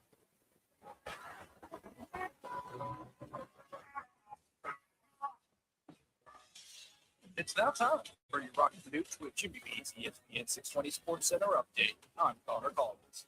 The Arizona Cardinals fell 40-20 against the Houston Texans, dropping to 3-11 on the season and their 6th straight loss of the year, as the defense surrendered 40-plus points yet again. Trey McBride, however, was the lone bright spot with 2 touchdowns and 134 receiving yards. Excuse me. The Phoenix Suns came up short, 116-114 in the loss to the Los Angeles Lakers. They tried rallying late, however, clutch free throws from LeBron James cemented the game. Devin Booker had a 27-point outing in his return from a right groin strain. Arizona Diamondbacks shored up their rotation by re-signing Merrill Kelly to a 2-year deal worth $40 million. But trade buzz continues around Ketel Marte, who reportedly has a 5-team no-trade list, including the A's, Yankees, Pirates, Giants, and Cardinals. We're going to be live this tonight at Biggs, and you're going to be able to join us for your chance to roll the dice for $10,000. Tease the season at Vans Golf Shops by Worldwide Golf, featuring the tailor-made QI35 Woods. The tailor-made QI35 driver delivers explosive distance and undeniable forgiveness. Now up to $100 off. Don't forget we have gift cards in any amount for the special golfer in your life. Shop us in store or online at worldwidegolf.com. Vans Golf Shops by Worldwide Golf. Proudly serving golfers since 1963 and home of the legendary 90-day satisfaction guarantee. Get there. The biggest game of the year is coming, and at Backyard Desert Ridge, it always sells out. Lock in the best seat in the house now. Reserve your table today and pick the perfect spot. Right in front of the massive LED wall or surrounded by more than 50 high-def TVs. Great food, ice-cold drinks, and wall-to-wall action so you don't miss a single play. Every year fills up fast, and once it's gone, it's gone.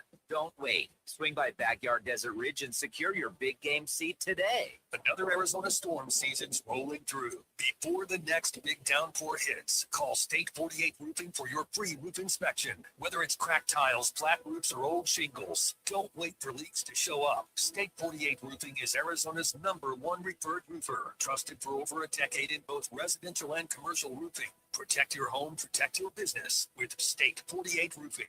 Visit state48roofing.com or call 480-268-4509 today. Arizona children enter the foster system every day. If you're a parent, a coach, a teacher, or just someone who cares about young people, then you may be in a position to help. Becoming a foster parent not only creates a positive ripple effect in a child's life, they can improve our entire community. That's the foster effect.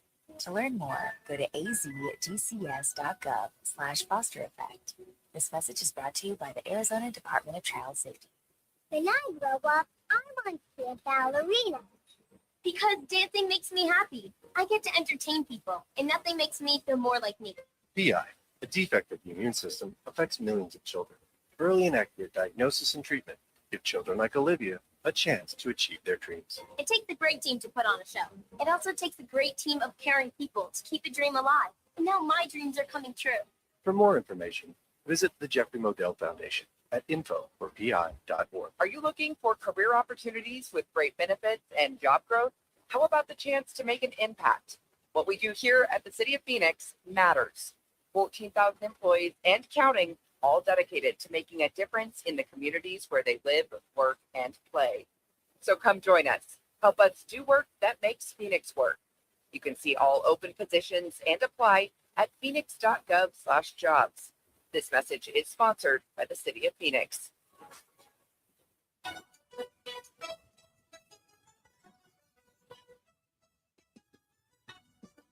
It's time for Fact or Fouhy with ABC 15 Sports Director Craig Fouhy. Fouhy joins the guys each Monday to break down the top stories of the weekend. And as a reminder, Manuch writes the questions. Now, here's ABC 15's Craig Fouhy. On first down, Brissett back to pass. Throws left into the end zone. Michael Wilson. Oh, he caught it. And it's a touchdown.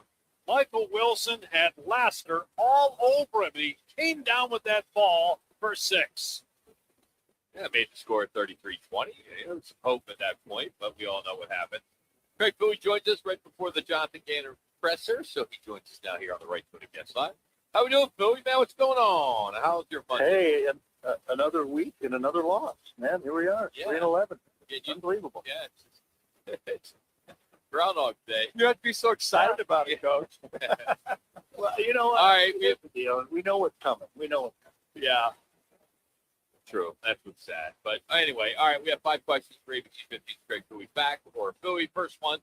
The Cards defense, which has now allowed 40 points in 4 of the last 6 games, is unprepared and playing with no intensity. Fact or Back.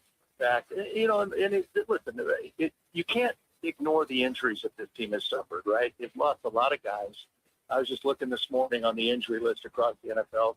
I don't think anybody's lost more points per game than the Cardinals other than the 49ers. But the Cardinals are up in the top 10 in terms of games lost to injury.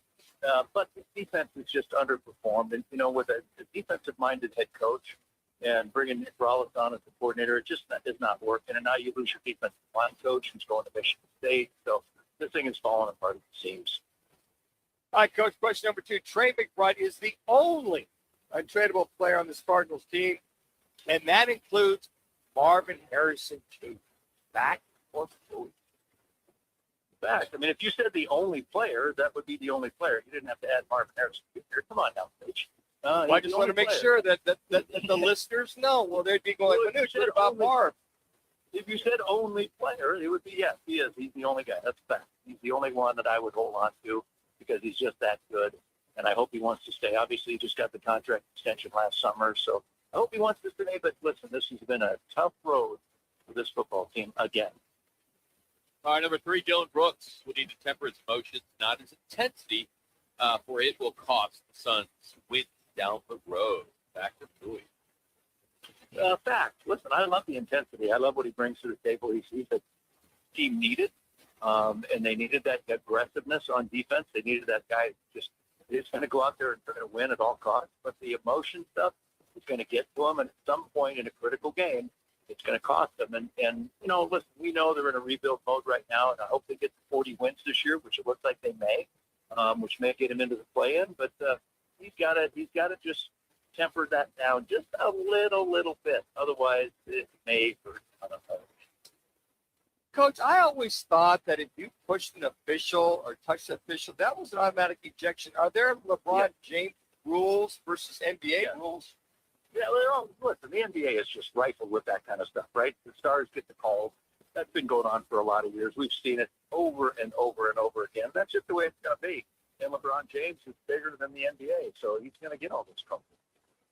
That's right, Commissioner LeBron James. I'm sorry, Coach. Yeah. I lose my mind sometimes. Just ask him. He self-appointed the King James. He named his own nickname. He came up with it. All right, Coach. The number 1 U of A Wildcats, led by freshman Braden Berries, Kale Pete, and Ivan Karchikov, are trending to be a Final Four team. Fact or Fouhy? Well, they're ranked number 1 in the country. I would say that. I don't know if anybody's this complete. We've had a couple of blue blood coaches say nobody's more complete than this Arizona Wildcat team this year. And credit to the staff down there for what they've done in a short amount of time down in Tucson. But they've got this team, and they are good. They're fun to watch, and they are really, really talented. And when they're beating UConn at UConn, Alabama down there, I mean, it's impressive what they've been able to do. And people are noticing, and they are ranked number 1 in the country for a reason. So I say fact again. That's 4 facts so far. You are factually correct on that. Hey, just real quick, have you ever did a deep dive in their recruiting as far as the Europeans that they go after? And that they get so many outstanding Europeans that come to U of A. Yeah, they're more fundamentally sound than American kids right now. And we've talked about this for a while now, that the Europeans are still using the old coaching guidebooks that were written back 10, 15 years, 20 years ago, and teaching fundamentals from the start. And where American kids now are just coming up shooting threes. And so they don't worry about the fundamentals. They just want to spread the floor and shoot a three. And the Europeans are still working on the basics of basketball, which is showing up now at the NBA level. Our last one, ASU down by 17.5 against Santa Clara.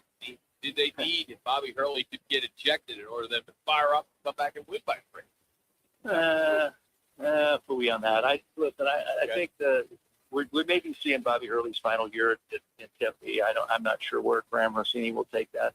But sometimes a coach has to get involved like that. I don't know if that was the key. It was Santa Clara.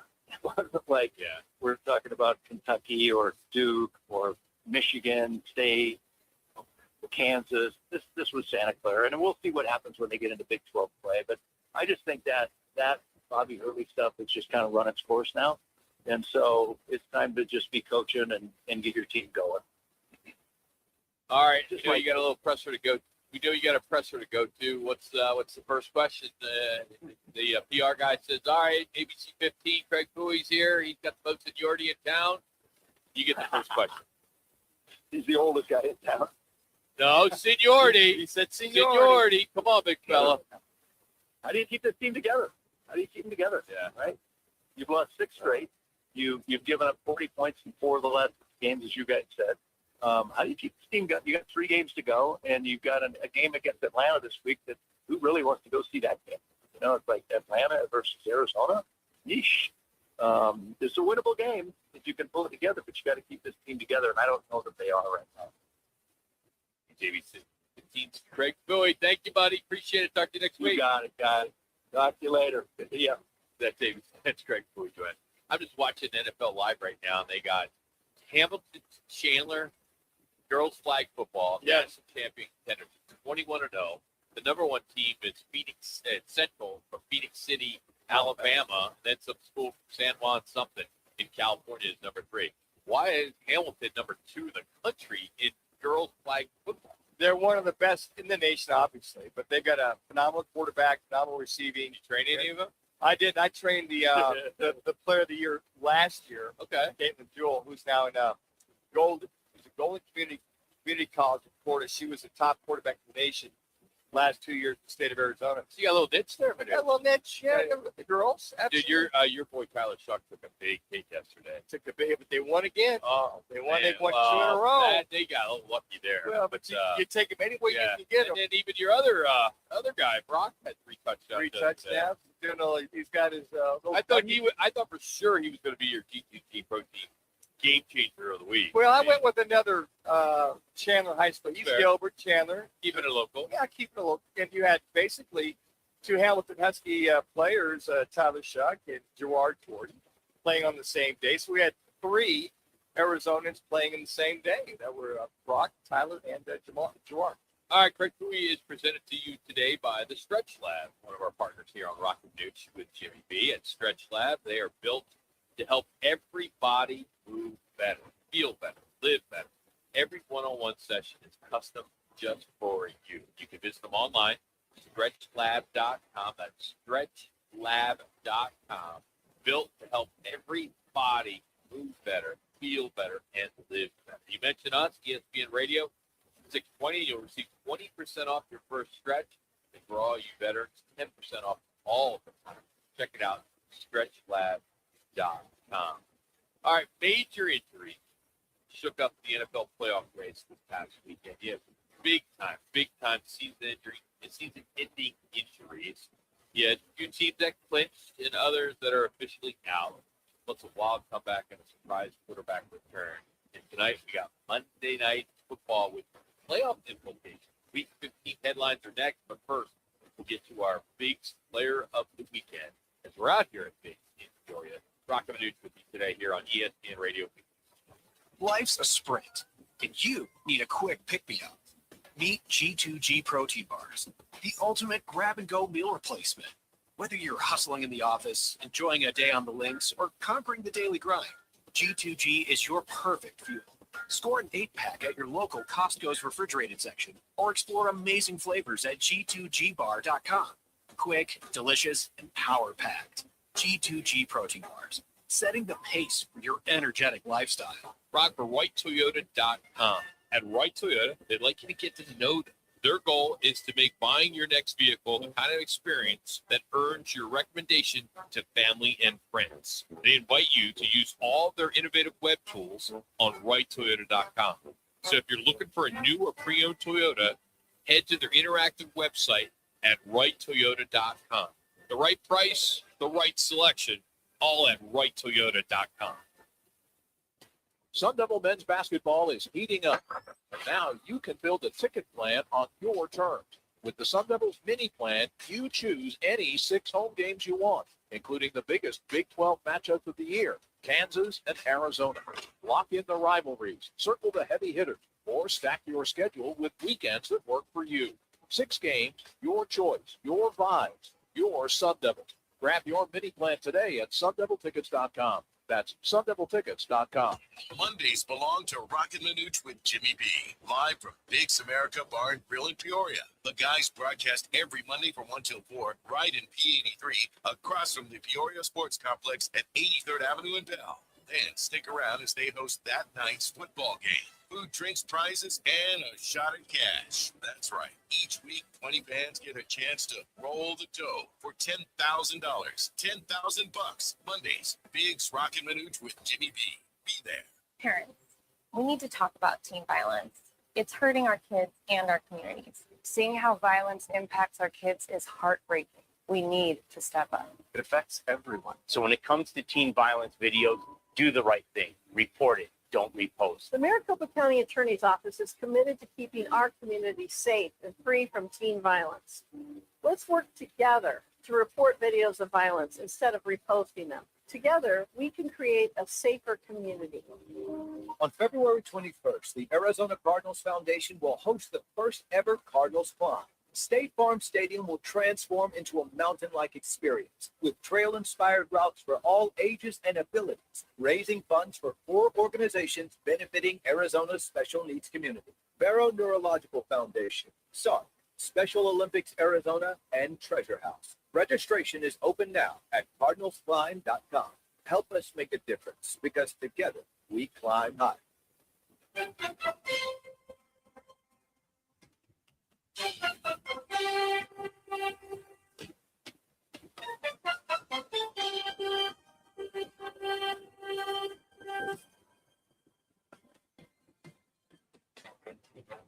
Roc and Manuch with Jimmy B live from Big's at P83. Football on every TV, food and drink specials, and your shot at $10K in our Dice Roll Challenge. Lawrence is in trouble. Trying to get away. Flags come flying. Lawrence can run for a little bit. Lawrence can run for a score. Touchdown, Jacksonville. Well, they're going to throw it again. ETN inside the 40. High stepping inside the 35. Makes a man, misses the 33. Along the sidelines, into the end zone. All right, we're going to do our big time player of the weekend. Speaking of bigs, we're here today, the P83, and this week is the last week of the Peoria firefighter toy drive. And if you bring an unwrapped toy here to Bigs this week, if you're coming down tonight, they'll hook you up with a $1 cocktail or a $1 draft. So pretty cool annual deal that they do with the Peoria firefighters here, which, as we all know, all you firefighters, you guys do a kick-ass job in our valley. We appreciate you. And this is a cool thing that they're doing with their toy drive. So you just heard Trevor Lawrence rushing touchdown. He is, of course, our Bigs player of the weekend for the Jags. He accounted for 6 total touchdowns, 5 passing, 1 for running, finished 20 of 32, 330 yards, 5 touchdowns, as I mentioned. He then had 51 yards rushing for that one touchdown he had. And a 20-yarder? 20 longer for that touchdown with 20 yards. And then he by the way, Jack did win with the Jets, so I don't know. Still got to go out and perform a little bit, though. 48 to 20. And, but 6 touchdowns, total, 5 passing, 1 run. That one touchdown run you alluded to, he rolled out to his right, stopped, then clear back to his left. Everybody got it right. He waltzed into the end zone, as I mentioned, for 20 yards, untouched. But I think ever since that Cardinals game, where they really escaped one, where they won that game in overtime, he has been unbelievable. He's been money. He's been good with the football. He took no sacks yesterday, had no interceptions, and he's really taken his game to another level. As a matter of fact, I think that Liam Cohen, who's his head coach, is taking his game to another level. And so many people say, hey, look, Trevor Lawrence, it's about time as a so-called, franchise quarterback, you got to get this team to a new level. And he's done that. But, again, it's coaching.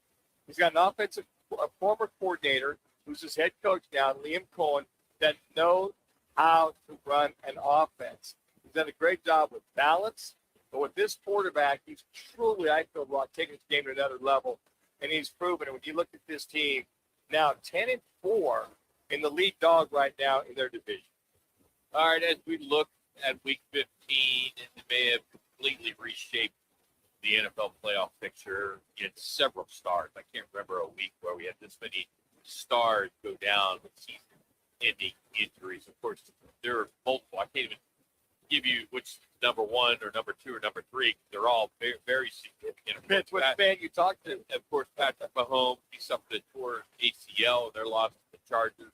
He is out. Of course, Kansas City is out as well. And, of course, all the shows this morning, the end of an era with Kansas City Chiefs and what the future holds for them. So we'll get into that a little bit more later. Micah Parsons, same thing, torn ACL with a non-contact injury. We saw it there in Green Bay's loss to Denver. Devontae Adams injured his hamstring in the Rams win over the Lions.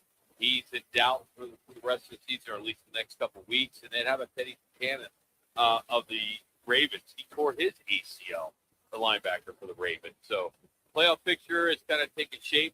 Rams and Broncos become the first two teams to play playoff spots. Chiefs, Bengals, Vikings, they were officially eliminated from postseason contention.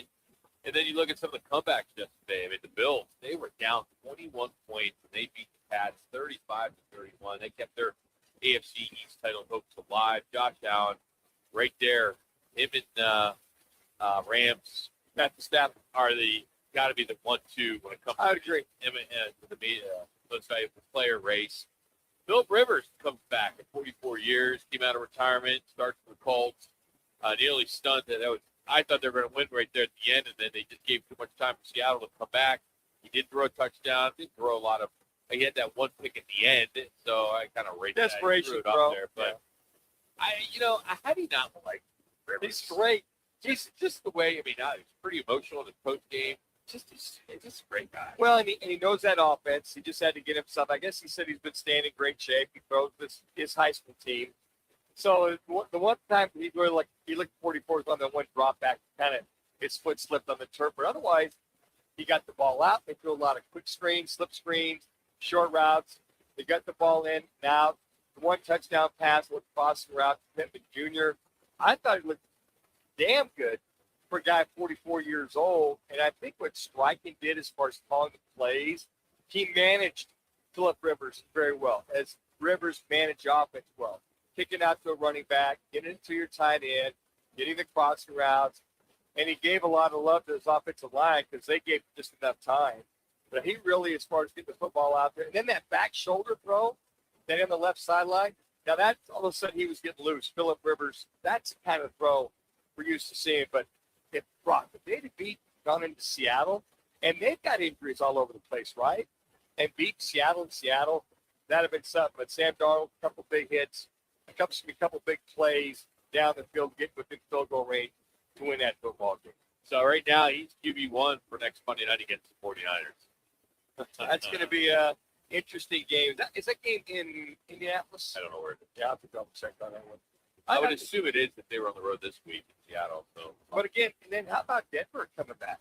Winning that game against Green Bay. They come back all year long. Yeah. I mean, Bo Nix. It'd be unfortunate if they just get beat by the last play of the game in a playoff. That would be unfortunate. Such a strong regular season. Well, after last year too, got the playoffs. One game. Jets fired defensive coordinator Steve Wilkes after they gave up, that beat the Jets 48 points in their blowout loss to the Jags. They've given 84 points in the last two games. 82 points last two games. And that's just. But again, there's one of those things where, okay, did the defense play that bad? Meaning, as a coordinator gets fired, we've seen this throughout the league, where guys out of position, where guys not making plays, where guys disinterested in tackling. Was there no intensity? Was there, what was it that caused him to get fired? And I get that, 82 points in 2 games. So it's a combination of all the above. But folks, you Cardinal fans, you've had your defense give up 40 or more points in 4 of the last 6 games.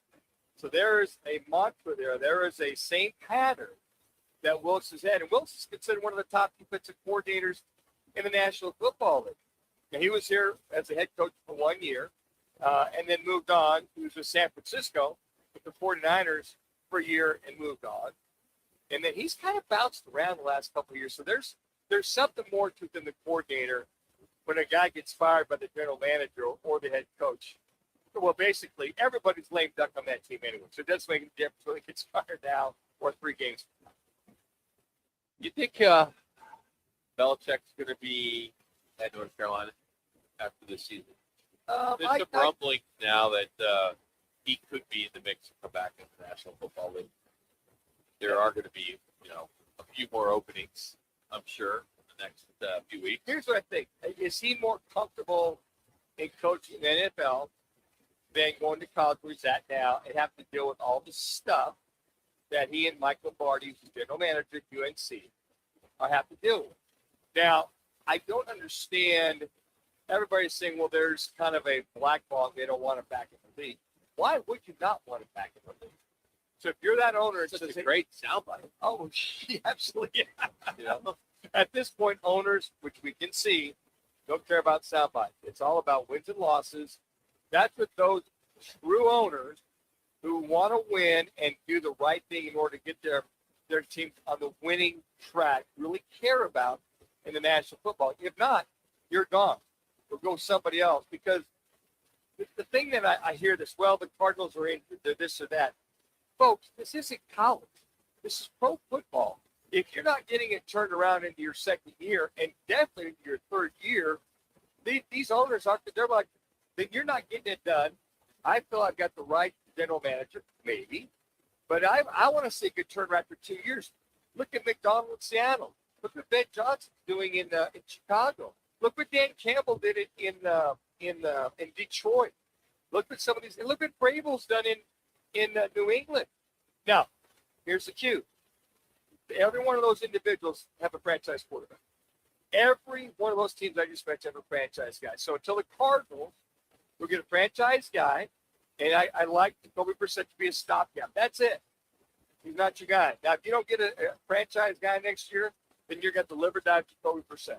I don't know what else to tell you, but I can tell you those guys will turn around quick, have a franchise guy. Now, speaking of that, let me just interject here. This upcoming January will be the first playoffs in 27 years without a Manning, Brady, or Mahomes participating.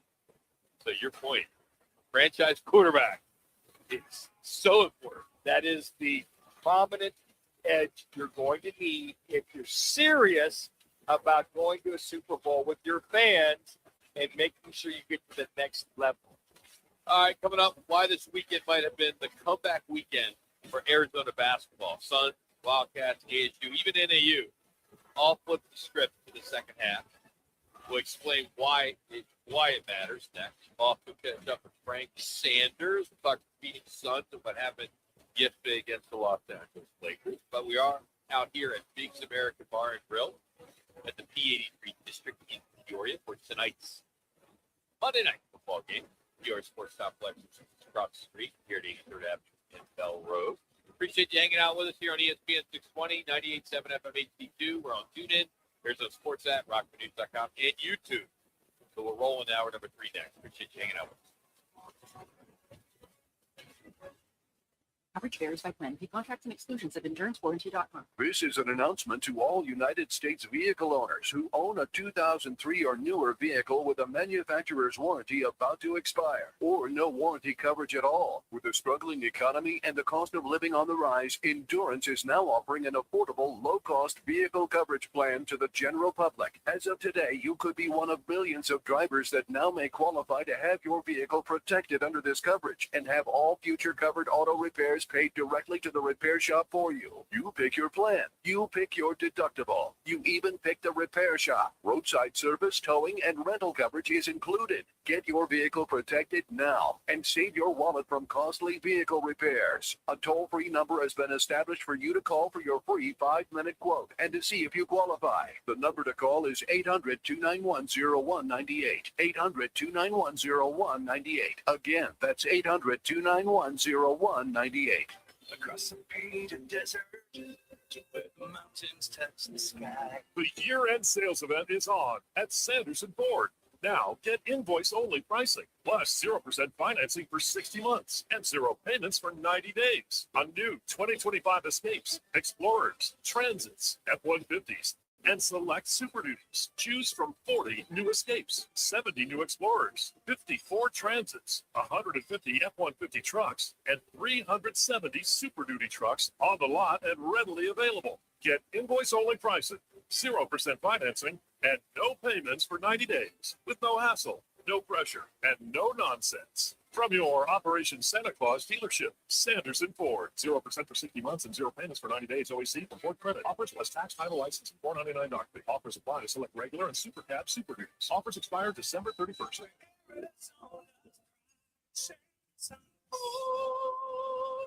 I was in a wreck. I need a check. I was in a wreck. I need a check. I was in a wreck. I need a check. I'm attorney Kevin Rowe. Being in an auto accident is traumatic. You need to call the best law firm that has the experience to get you the best results. Call 977-1900. That's 977-1900.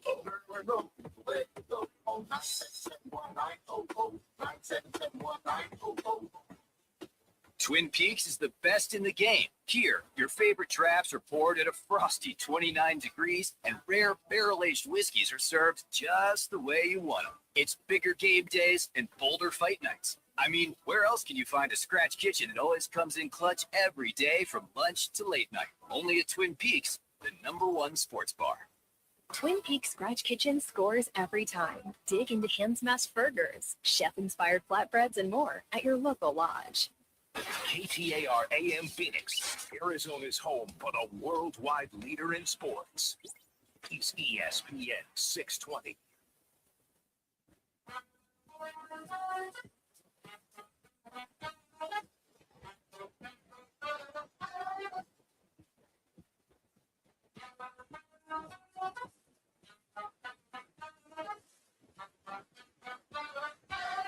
Roc and Manuch with Jimmy B live from Biggs at P83. Football on every TV, food and drink specials, and your shot at $10K in our Dice Roll Challenge.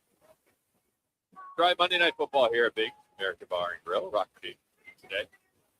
The P83 district, Peoria, right across the sports complex here in Peoria, 3rd Avenue and Bell Road. You heard the big boy Scott. Dolphins Steelers tonight, $10,000 at stake at halftime. Frank Sanders will join us at 3:30.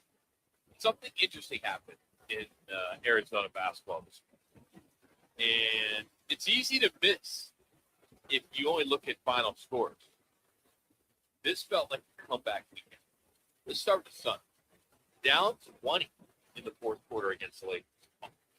And this was a scheduled loss, I think, for some people. They had to lose.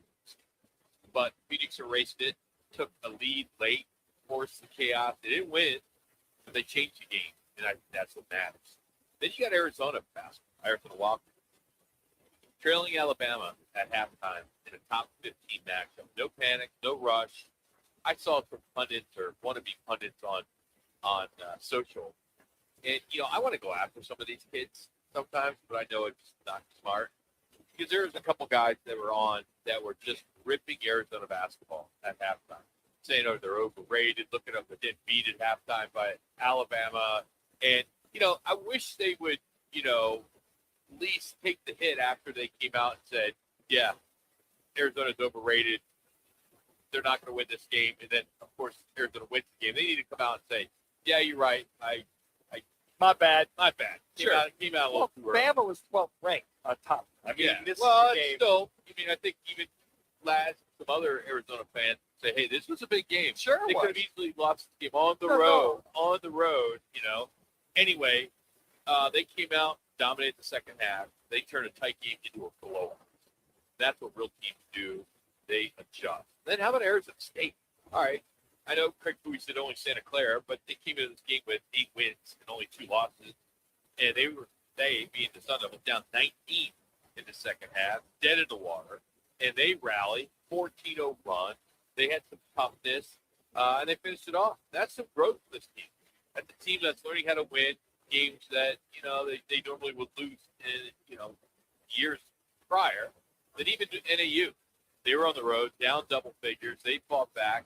They cut it to 1. They're playing some pretty good basketball right now. They're not winning, but they're still playing some good basketball. They haven't been able to finish, but they competed. Different levels, different outcomes, same team. Nobody folded. So across the NBA and what we see with the Big 12, with the Big Sky, Arizona team, they showed second half response, adjustment, belief, fight. I know this isn't about Banner standing right now, but right now, in my opinion, there's identities that are forming. We always talk about identity. Cardinals don't have an identity. Yeah. But the Suns are becoming to have an identity. Arizona basketball does. ASU maybe start seeing them have. Sure. So it was a comeback weekend. It's a good word to kind of ponder on identity, especially when you get your coach picked out at halftime, which I felt you probably did that on purpose. To your point, losing to Santa Clara by 18-19 at halftime. I thought the one thing I think of talk about identity is the response by these teams. Response by the Suns. Come back. We felt they were dead out of the water. And to make the push, everybody makes that run. They made it at the right time. U of A to go ahead and respond at halftime. Come out with a chip on their shoulder. Press. Win the rebounding battle. Get up and down the court. Looking at ASU. What a response that was. To say, hey, look, Santa Clara, we should be out front. Coach is not very happy with us. And then responded. Look at Grand Canyon. The coach was in the locker room. The coach in the locker room. And watching from the tunnel, whatever it was. And then as far as Grand Canyon keeping their home streak alive, where they're 5-1 now at home, they responded. They just blew the doors off the Chanticleers. Is the Chanticleers up there, Coach of Carolina Chanticleers? Yeah. They responded by winning at home, and then for NAU, and they had a They were down double digits. They were down. They responded to the task at hand. And I think the one thing you bring up, Rock, is some of these teams that we've seen over the years, to bring up the Suns, to bring up ASU, haven't responded real well. Yeah. They've got more of that verb or that fight in them that they're going to need. And I think that's part of the growth. Everybody thinks this might be Bobby Hurley's last year. Well, kids are playing pretty good right now. They're responding to him. And folks, you've seen this with 3 freshmen in the starting lineup. Murray's is really starting to feel it. Koa Pete is playing very well. He didn't play good the other day. And then the other big kid that had a hell of a game for this team, did a great job as far as coming out in the second half, having that confidence, and beating a very good number 12 ranked Alabama team. So I think the term I would say is they're responding very well to the task at hand. If they're getting down, they're not calling it a day like we saw the Suns the last 3 years. So other news here locally, Merrill Kelly agreed to re-sign with the D-backs on a 2-year, $40 million contract this offseason, and pending a physical. A lot of pros here. You re-signing him, you got a guy that proven innings, he eats them up, right? 2-year deal means they got him for 2 years, which is always good. He's not a rental player like he was for Texas trade deadline. He spent most of his career here. Outside of the shoulder issue he's had, he typically logs about 150 innings plus pretty much all quality starts. He's a little older, so he's got the clubhouse ability and leadership, mentorship to these younger arms. That's going to be good, and he'll be the opening day starter. And when you come to elite arms, $20 million commitment, that seems reasonable. I agree. I think that's fair market value. I really do. I mean, there are some cons. I mean, all right, spending $20 million a year on him, that could hurt for maybe getting some bullpen help. He is, I think, 37 years old. Some say he's not elite. He's not elite, but I still think he can, make a difference for this team. Well, remember last year, Rock, we felt he was really the only tradable guy because Zach Gallen had really fallen down off the turf. It looks like he's not going to be coming back. So I think with him not coming back, whatever money you were going to give Gallen is being geared toward Merrill Kelly. And he wants to be here, even though he went as a rental to Texas. Boy, they fell. His choice. No, you know what? But they fell off the wayside. It's also been reported that there was another California team or two. I think it was one that was also very interested, looking to offer more money. But I know he wanted to come home. Former Desert Mountain player, grew up in Scottsdale, right? Sun Devil, ASU wanted to come home. They love it here. And I guess the article I read, he didn't realize, I mean, he knew he was going to miss it. He knew that. But he didn't realize how much he was going to miss the Diamondbacks, clubhouse, the guys, the camaraderie that he has with this team. So I think those are things that factor. So if somebody offers 25 or 30 million per year for a guy to be comfortable going home, that's still a lot of money to turn down, Rock, if that's what the number was. But I think to your point, your reference to them, when Corbin Burns eventually comes back, maybe July, August, from that Tommy John. If Kelly, if Burns, you got your rotation pretty much set for this Arizona Diamondbacks team. And I think those are some of the things that they look at if they can hold serve. My question to you, though, is with Ketel Marte, do you think he'll be on this active roster, yes or no, by spring training? I think he'll be gone by the end of the week. You think so? Huh? Now they got their Merrill Kelly side. Well, yeah. I mean, now they don't have to. I mean, maybe there's some teams out there that are sitting there putting this package together and know that Arizona doesn't need a one or two in that trade. So, okay, I'll follow your line of thinking that if they trade him and you committed $40 million to Merrill Kelly for 2 years, you brought the point, okay, who's a solid closer? Who's a solid bullpen guy? Maybe that's where you go find that solid bullpen guy, i.e. by trading Merrill Kelly to go get a package deal for a top bullpen guy or closer. Maybe that's how you stretch that in. Did you know he had a no trade deadline? Or no trade? Who's that? Ketel Marte? Yeah. I did not know that. Yankees, Cardinals, San Francisco, Pittsburgh Pirates is what I've seen. All interested. No, that their team on his no trade list. Oh, they does not want to go to. Not want to go. A's are on there too. So that's the 5. How about the Dodgers? He's on the list. He's on the list. Is that there too? But no. There's 5 teams will not. That's what I'm saying. The Dodgers would be one he could go. That's what I'm saying. How about the Dodgers? That'd be another. But who the Dodgers? Who would they give up? No, they have some. And then they got a couple more. As a matter of fact, we're going to catch up with Bob Nightingale tomorrow. Trying to get an early hot stove on all of the activity by the LA Dodgers. Folks, if you haven't paid attention, there's a lot of teams. I mean, Dodgers I saw over the weekend. I saw Boston Red Sox. One of the teams. I mean, there was talk of the Giants, but supposedly he's not. He would have to say, okay, I'll go sign off on that. You wonder because he just, he had the house very close to where I live, and it's a pretty big new house.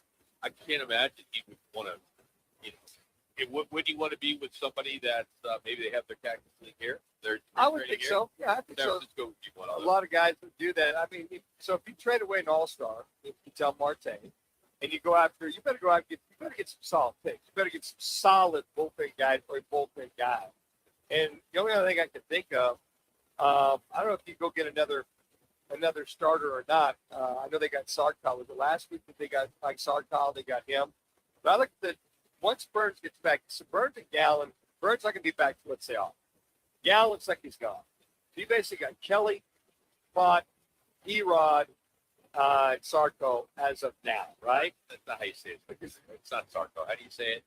It's Connor. How do you say his last name? Michael.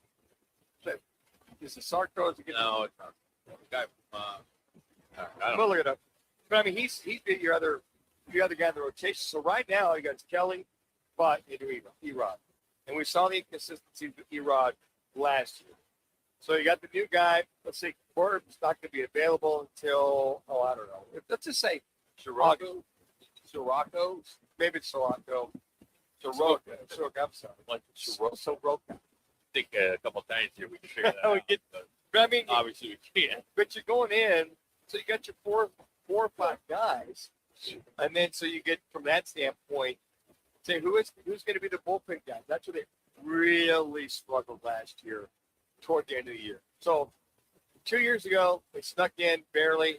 Last year they didn't make it because of the bullpen load, and we saw the inconsistency of Zach Gallen. We saw the inconsistency, some of the other guys or Erod. So Gallen, Erod. So Gallen finally got it together at the end of the year.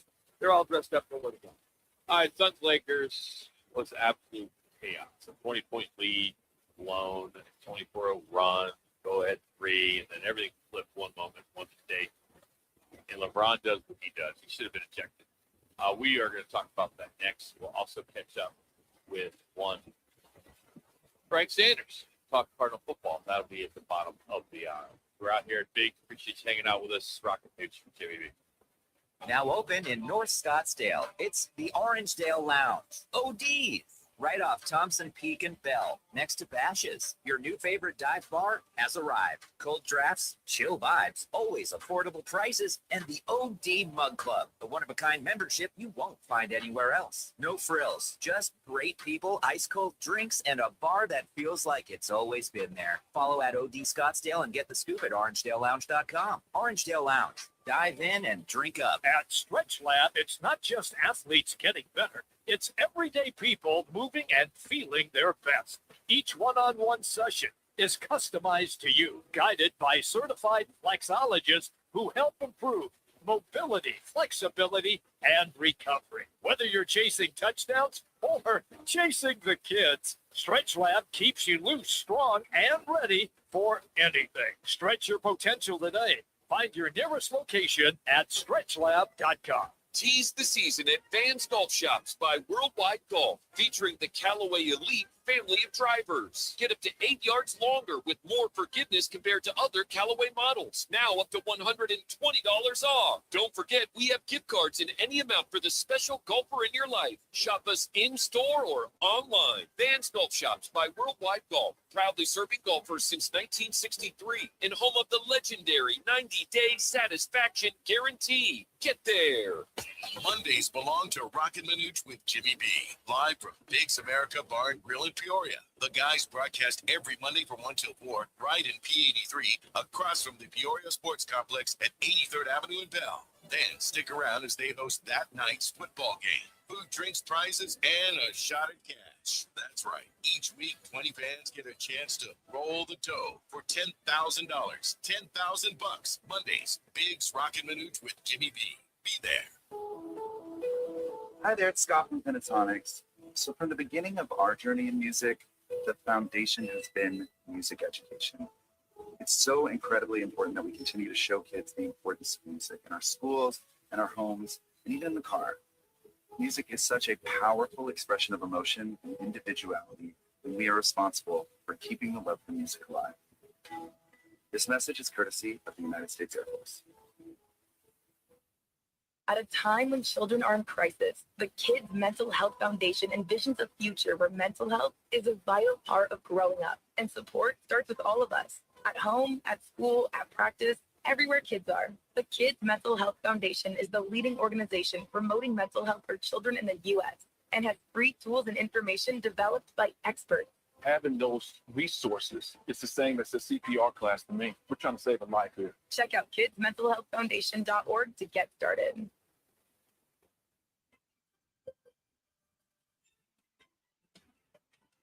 With Roc and Manuch with Jimmy B at Big's American Bar and Grill. Football, big screens, big flavors, and prizes all night.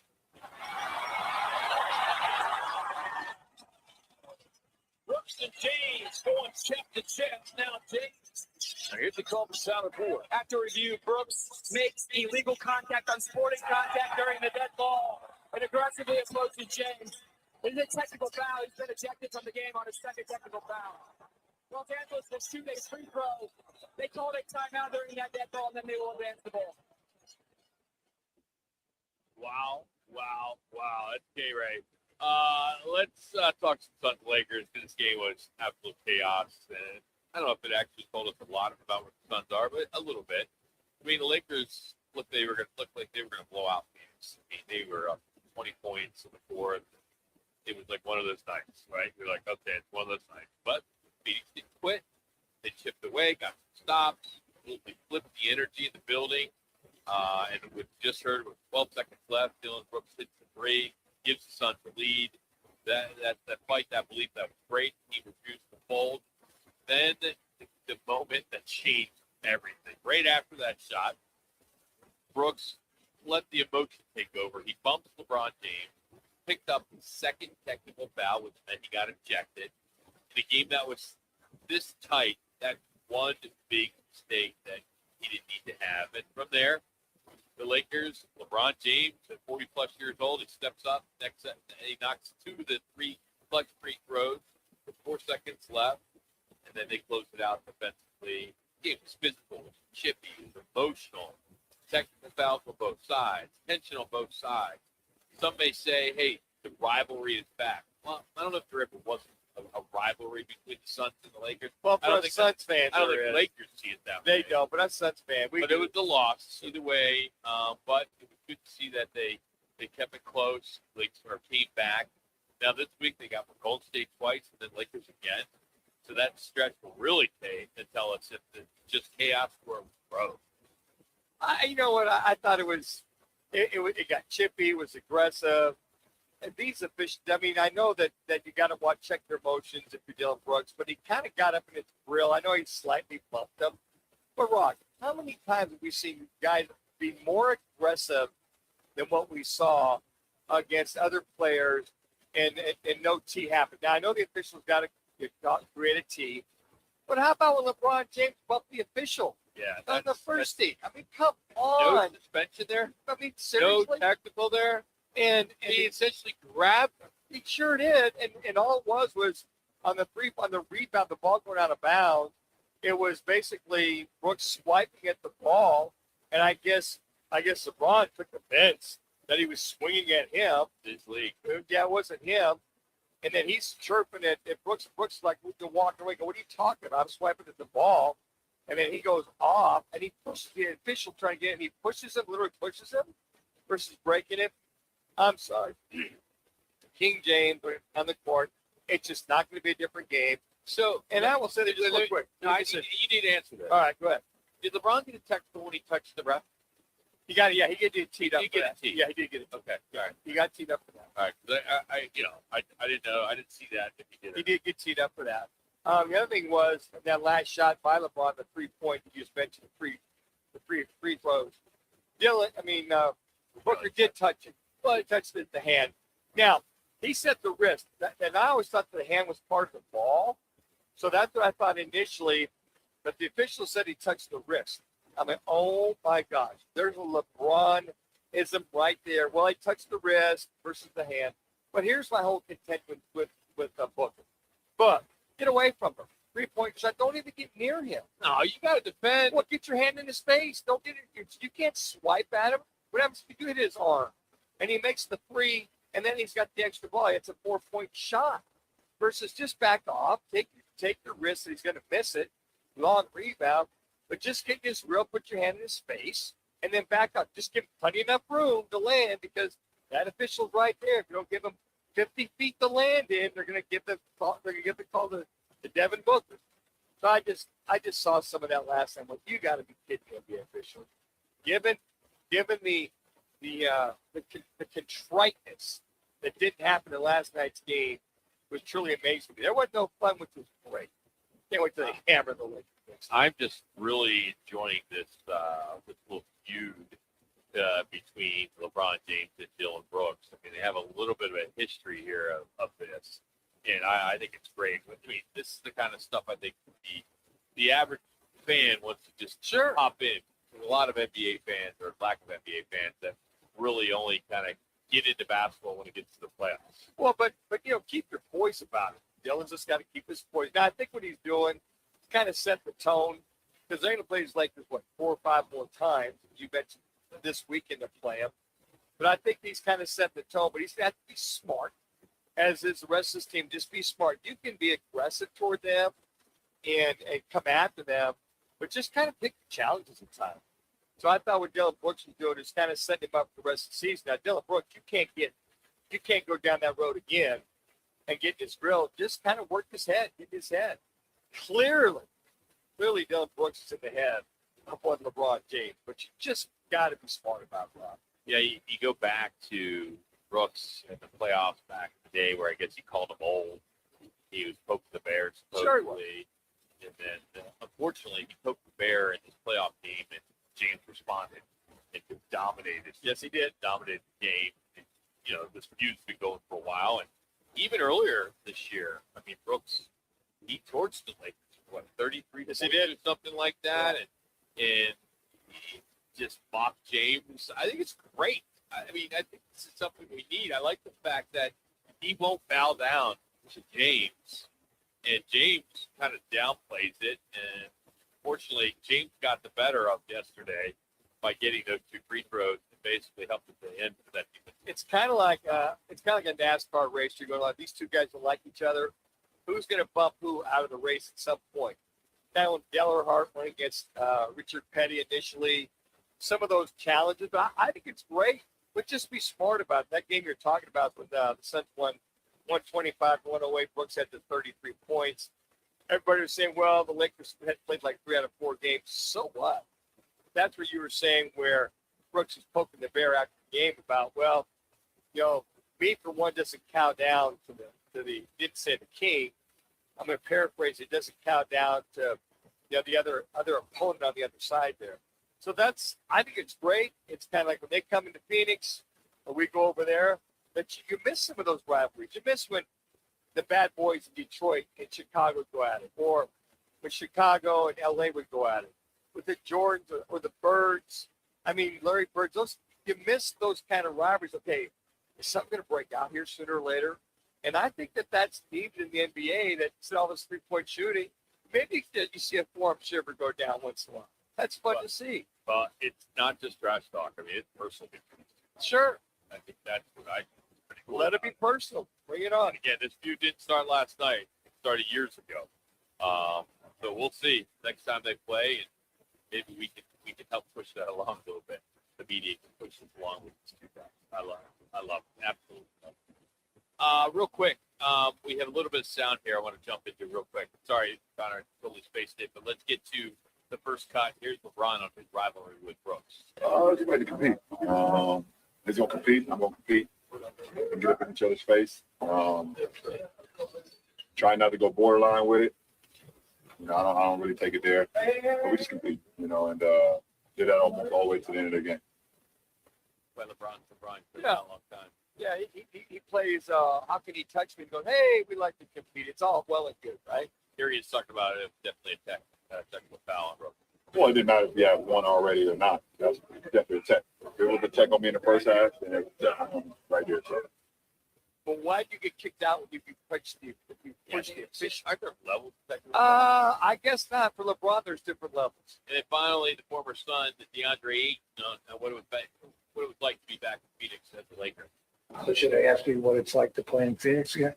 Yeah, I mean, it's always feel good to be Phoenix. They always added some type of fuel to my fire. It's blue fire now. I think that's the hottest fire. Where was your hot fire when you were playing for the Phoenix? All right, this Wednesday is the last day to sign up for our Gridiron Getaway, where you can take a shot at winning a getaway with the Cards Rams January 4th at SoFi Stadium. You give away a couple tickets, hotel, transportation.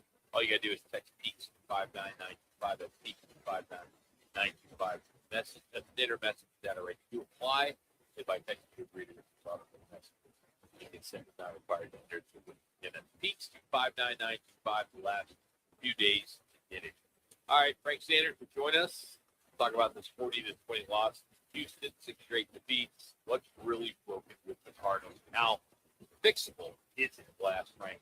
Next, but here's Connor with another ESPN 620 Sports Center.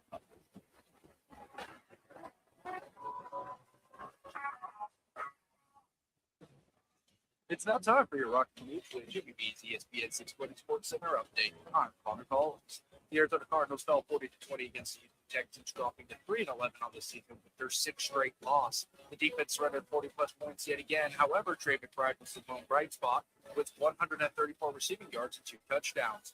The Suns came up just short with a 116-114 loss, and we were talking about just now. The late foul ended up giving LeBron James a chance to win the game at the end. Devin Booker, however, to return from a right groin strain, scores 27. And in baseball, the Diamondbacks shored up their rotation by re-signing Merrill Kelly to a 2-year deal worth $40 million. We're live at Biggs American Bar and Grill in the P83 district, right across from the Peoria Sports Complex. And we got the Miami Dolphins and Pittsburgh Steelers. We'll have $15 big burgers, $7 draft beer mugs all night. And at halftime, 20 fans will have their chance to roll the jumbo dice for the shot of $10,000 cash.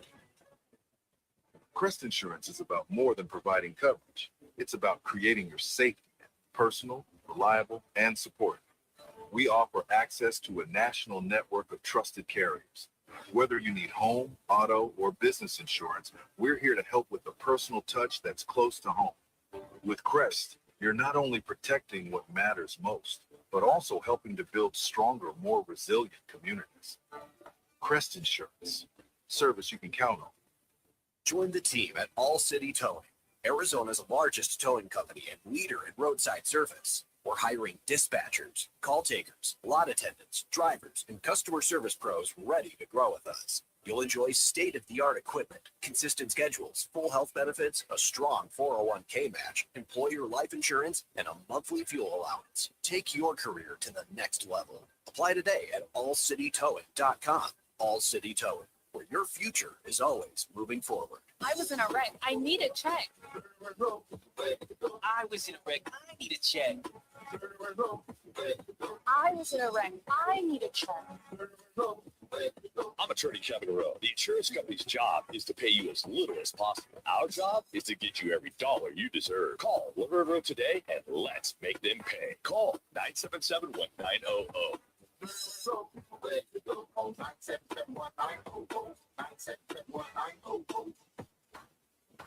Twin Peaks is the best in the game. Here, the ultimate lunch lineup boasts wall-to-wall sports and scenic views. When you're hungry and in a hurry, the Scratch Kitchen delivers lunch in the clutch. I mean, where else can you order a 29-degree draft beer and a quickie combo on your lunch break? Only at Twin Peaks, the #1 sports bar. Twin Peaks Scratch Kitchen scores every time. Dig into hand-smashed burgers, chef-inspired flatbreads, and more at your local lodge. You buckle them in, but are they really protected? In Arizona, child passenger safety starts with the right car seat. Double check that your child is in the proper seat based on their age and size, and that it's correctly installed. The wrong fit or a loose seat can put your child at serious risk. Need help installing your car seat? Certified technicians can help for free. Learn more at gohs.az.gov. This message is sponsored by the Governor's Office of Highway Safety. Hey, y'all, I'm Kelly Clarkson. Every American dreams of creating a better life for his or her family, but in some communities, those dreams face difficult challenges. When we come together to help those in need get the same opportunities as everyone else, we truly are making our country a better place to live for all of us. So look for volunteer opportunities in your community to help others achieve the American dream, all right? This message is courtesy of the United States Air Force. He played 8 seasons with the Arizona Cardinals. The Sandman. It is caught, touchdown Auburn! Sanders caught it, touchdown Auburn! Frank Sanders from the Auburn's ahead. Frank Sanders joins Roc and Manuch with Jimmy B. Right here on ESPN 620. Set in shotgun, snap to him, 4-man rush, looks over the middle, fires complete McBride at the 5 and into the end zone for the Cardinals touchdown. Trey McBride does it again. Another catch and run and score for one of the best tight ends in the NFL. No question, Dave Pash for the call there. All right, let's bring in our guy, Frank Sanders, former Cardinal, former Baltimore Raven, and Auburn Tiger, and according to AI, Super Bowl champ. Do you go into Wikipedia on your own and change your bio because AI has you as Super Bowl champ? Is there another Frank Sanders? Well, since you're talking to the Super Bowl champ, I think I need to upgrade my balls from type TaylorMade to Tyler's percent. Tyler's fair. Now you're talking to a Super Bowl champ. I want upgrades now. I want new golf balls. I want a hat. I got you this really nice white polo with ESPN Roc and Manuch logo on it. I mean, that's worth more than a couple dozen golf balls. Pro V1. You don't have Super Bowl champ on that? I could get that Add changed that on there? the Okay. back of the Gotcha. Super Bowl champion. Wow. Yeah, what do you think about that, though? I mean, I wanted to talk to you about that because I was going to call you over the weekend when I was looking at pulled you up on AI, and I was like, man, Super Bowl champ. It popped right up. Look, I know for a fact I'm not a Super Bowl champ. I'm a national champ at Auburn University, but not a Super Bowl champ. And that's where they got my confused, Rock. Yeah. AI gets confused once in a while. You know, it's like maybe it was Barry Sanders, your brother, but no, I don't think he was Super Bowl champion either. So, all right, Man, let's get to it. Happy Monday to you guys, man. Thanks, Rock. Well, 6 straight losses. You got to talk about something else, right? So, 4 times in 6 weeks, they've given up 40 or more. All right. When you watch this team, Frank, what jumps out the most? I mean, what do you think is the biggest challenge right now? I mean, honestly, man, they're fighting. They're fighting. And that's what I can say. I can see it. It doesn't look – it's not a complete football team. Of course, we don't have – if you look at the idea that the identity of an NFL roster is 53 players every Sunday for the most part. Monday or Thursday night football is 53 players. 21 of our top-tier players are on IR. And you could probably take 80% of that. That would have been starters on this team. So we don't have all our players. This is an incomplete roster that shows up when you have the ability to want to identify the Arizona Cardinals as your football team. Well, this is not the team you would have signed up for at the beginning of the season. I know for a fact this is not what JJ expected, nor what Michael or Monty put together at the beginning of the season. But the reality is that you still got to show up and play football. And these guys are trying to show up and play football. It's just we just don't have the weapons to compete. The season is long. Guys are injured, getting beat up. And it's just not there. But there, like you said, what is some good things that pop out? Trey McBride, Jacoby Brissett, Michael Wilson, Buda Baker. These guys are still busting their butts, putting up some numbers, and they're fighting hard to get a dub, even if they can. So you're talking to season ticket holders. How do you put lipstick on that pig that you just described, get them to come back when you've got a team that's lost 16 out of the last 21? Rock alluded to 4 of the last 6 games you've allowed over 40 points. And you look at a team that's 3-14 in the division with the Gannon era. And remember now, that's about winning. They're trying hard if it bananas for candies and nuts, we don't have a Merry Christmas, right? So how are you going to sell that, Frank? Well, I'm not going to put any lipstick on this pig. What I'm going to do is I'm going to glaze it with a little bit of honey, a little brown sugar, a little mustard. I'm going to brine it with a little mustard on the outside. Okay. I want to tell my my ticket holders, look, every season, you come into it that, this is what we expect. This is what our team look like, and this is what we are. Unfortunately, injuries do happen, and we've been really plagued with that this year. Part in that situation. We're not the Giants, so they're 2-12, so that's something that we're not. They had a lot of hope for that team too. So we're not the Giants, so we're not the worst team in the NFL. But the reality is that look, this is what happens throughout the season. But you can tell how hard these guys are playing. You can tell they're fighting hard. And if we had just the players that we wanted, or the players that we initially signed up for, this team would be playing better. I'm a good coach, coaching my butt off. The coaching staff is coaching their butt off. But at some moment, you got to realize this is the game of physics, and the teams that are healthier and got better players are probably going to come away with the W's at the end of the season or at the end of the game. So next year. So Frank, these guys get paycheck, correct?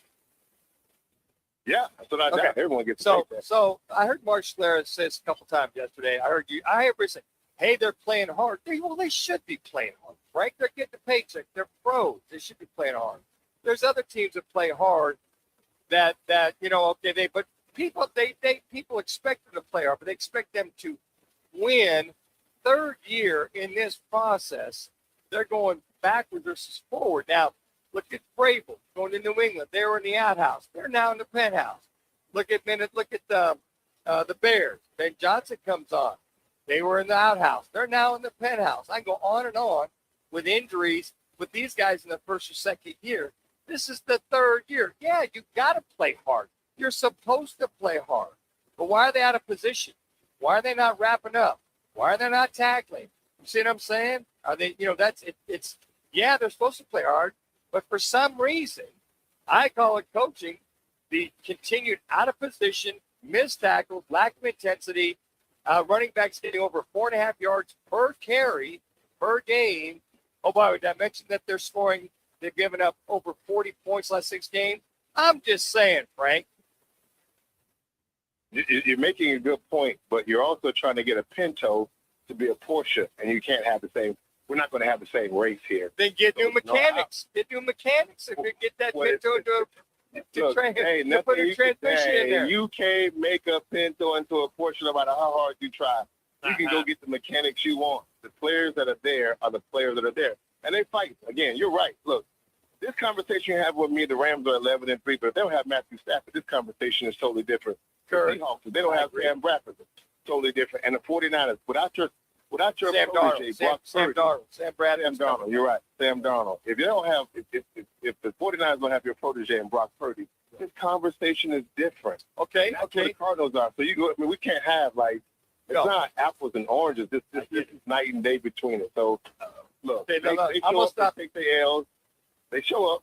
Yeah. They fight. They give yourself an opportunity, but you're not going to take away what the other guys are trying to do. Okay, but which I talked about earlier, what you're like, thank you for leading to you set me up with this next one. They've got, because every one of those teams you mentioned, everyone I mentioned earlier too, have a franchise quarterback. Now, Jacoby will be fine in the meantime, but are you trading up to go get that Fernando Mendoza? Because you might be number 3 or 4 in the draft. But you want to make sure the Jets don't get that Fernando Mendoza because you just said it. We need a franchise quarterback. Is that correct, Mundo? So you got to go put it on the line to get that franchise quarterback, correct? If you're going to put it on, are you going to tell me to put on the line as to lose the next couple of games so we could move up ahead in the draft? No, what are you, I didn't say that. You're just saying negotiate a deal. Monty has negotiated a deal to try to find a way to become that first spot in the draft so they can get a potential quarterback that might be a potential franchise quarterback because you ain't franchising nothing until you win something. And that you can get a title don't mean you're a franchise anything in the NFL. So now we're on the same page. Now we've got the quarterback receiver combination coming to fruition. Manuch and Frank, we got the dig rod down because that potential, hopefully, will become a franchise. So 1 and 2, the Titans and the Giants, they've got their quarterbacks. Now the Jets, I'm sure, will be in the market. So the Cardinals got to trade up to go get the number 1 big dog in the draft, I would think. Are you making that move? I'm not that thirsty right now. I see what you're trying to pour in my. I'm not that thirsty. I see what you're pouring, but I'm just not that thirsty right now. I'm just not. I like tequila. You might like vodka, and I think you're just trying to give me some cut water. And I'm not on the same page right now. But I think that there's a process. Like again, you're right. The other teams do have franchise quarterbacks, and they've kind of gotten that place. The Rams actually made a trade from one quarterback that was already playing in the league. So that's an opportunity. The NFL quarterback carousel. There's a lot of opportunities right now. There's a lot of opportunities out there. So Cardinals got to be smart with their pick when that time comes up.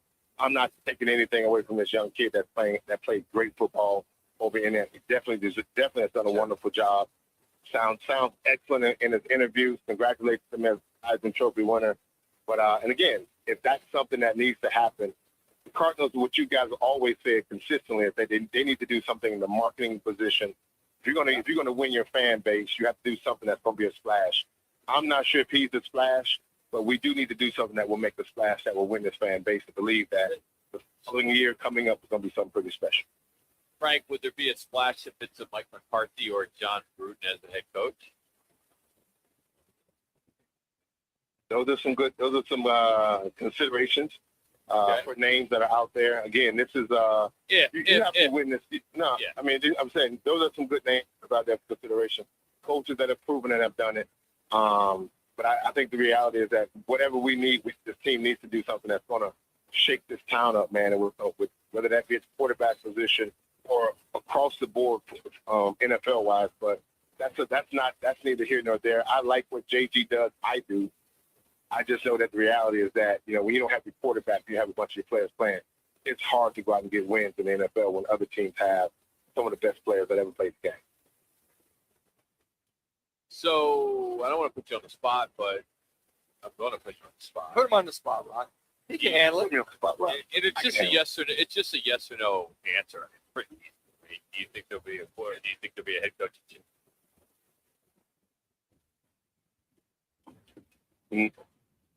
I don't. So that means yeah. Or that means no. That means no. I don't. I don't think there'll be a coaching change. I just don't think JG's. I don't think JG's problem. I don't. And Frank, I got to tell you, I was making a case last week with Jimmy B. Manuch was off. It was great. And I was able to try to make a case that he missed me, Frank. I was trying to make a case that, you don't want to keep doing a reset and a rebuild and go one more year. The injuries were an issue. Quarterback was an issue. And I thought, I think we all like John Gannon. I think we all like Monty. We think that, we thought that this last draft on paper was great. I think a lot of people looked at it, that it was great. Now, it hasn't come to fruition like I think a lot of people would have liked, but why keep making changes every 3 years? Just ride it out. It's kind of what I would say. Roc, I agree with you, man. I think there's changes that need to happen when you watch a coach lose the locker room. There's changes that need to happen when you're constantly. If he had all his players and they just were stinking it up, that'd be different. I get that. I totally will, hop on the wagon and he needs to be gone in that scenario, or some change need to be made. But I just don't see that, man. I see guys are trying to, get out there and fight hard with whatever they got, whatever that looks like. Yeah, you got Trey McBride out here busting, almost 1,000 yards. Considered one of the best tight ends in the game.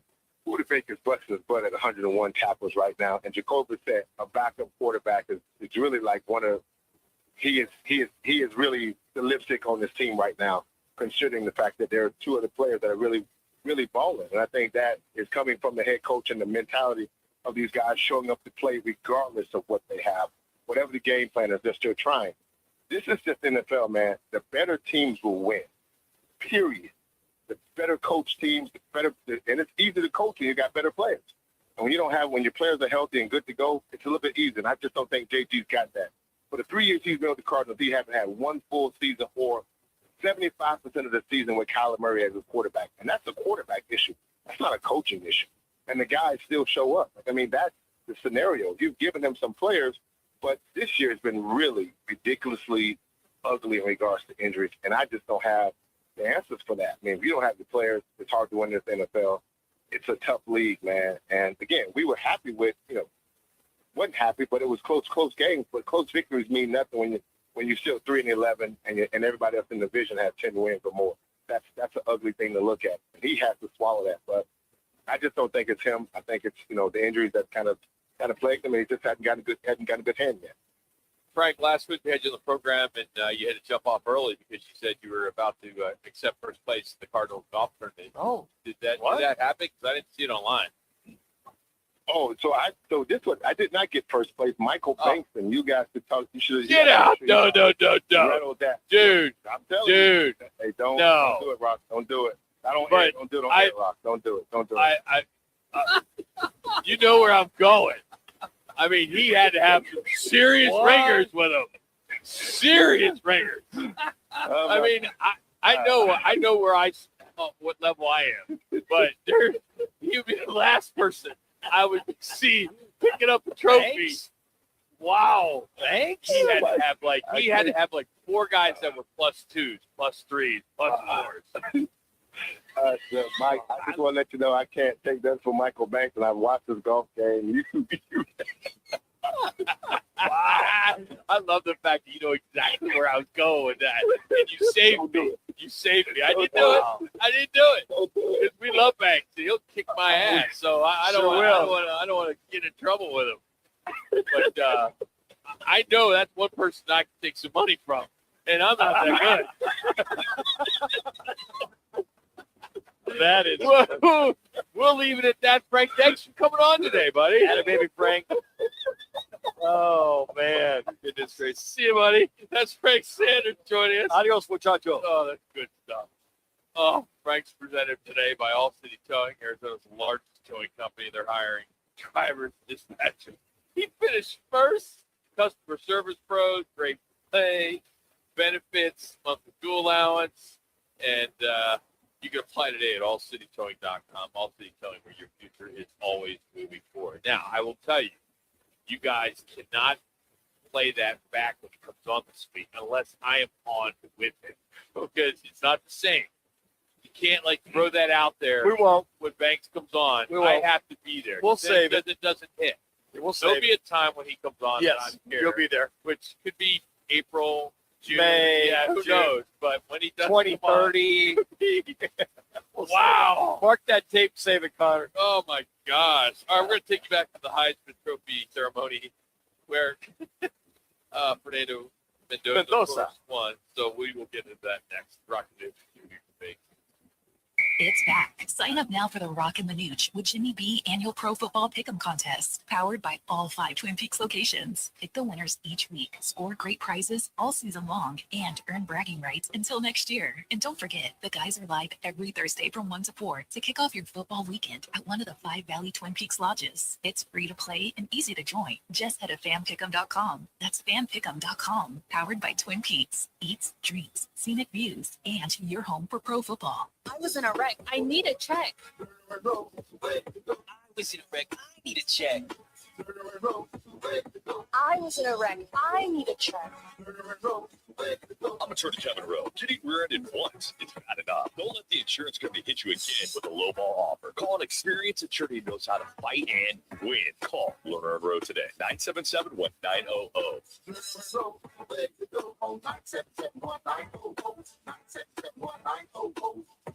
Tired of the same old weekend routine? Then head to Putting World. Experience an elevated 18-hole golf adventure, followed by delicious eats, handcrafted cocktails, and live music at our chef-driven restaurant, Bar 19.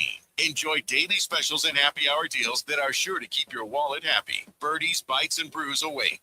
Check out this week's live music schedule at puttingworld.com or just swing on by Putting World, located in the Scottsdale Promenade. Eat it, drink it, sink it. Putting World. This holiday season, Backyard Desert Ridge is the place to celebrate. Bring the family. Santa stops by December 13th and 20th from 3 to 5 with cookies, cheer, and photo ops. Still shopping? Grab a Backyard gift card and enjoy our holiday specials, the perfect stocking stuffer. While you're here, enjoy elevated bar favorites, handcrafted cocktails, and over 40 beer options. Catch every game on more than 50 HD TVs and 4 massive LED walls. Backyard Desert Ridge has the holiday spirit turned all the way up. Follow us on socials and make Backyard your Christmas hangout. Smarter clean in half the time. Brought to you by Swiffer Power Mop. Tired of the mop and bucket struggle? The Swiffer Power Mop gives you a mop and bucket clean without all the extra work. It's an all-in-one cleaning tool that mops smarter, not harder. With built-in solution that breaks down dirt and grime, and a pad with over 300 scrubbing strips to absorb and lock sticky messes. It even gets into places a regular mop can't, and leaves your home smelling fresh for hours. Try the Swiffer Power Mop today. Love it or your money back. CVS Health supports people in the moments that matter, from picking up a prescription to connecting care. With nearly 5 million daily interactions and serving 185 million consumers and 1.5 million healthcare professionals, CVS Health holds a trusted place in healthcare. By simplifying care and improving health, we're helping people get the care they need. Learn more at cvshealth.com/Investor Day.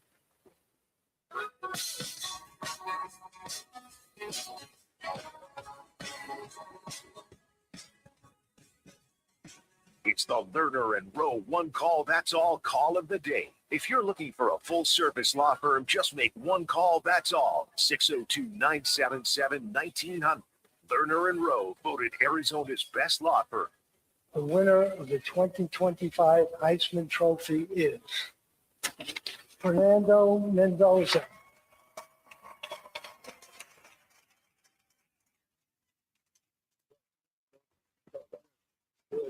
The Indiana Hoosiers have a Heisman Trophy.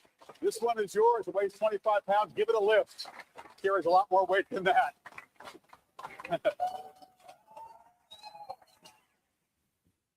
That's right. The Hoosiers got their Heisman Trophy winner, first player in their football history to earn it. Boy, I mean, you got Cinetti on 60 Minutes last night. What a story it is with Indiana football.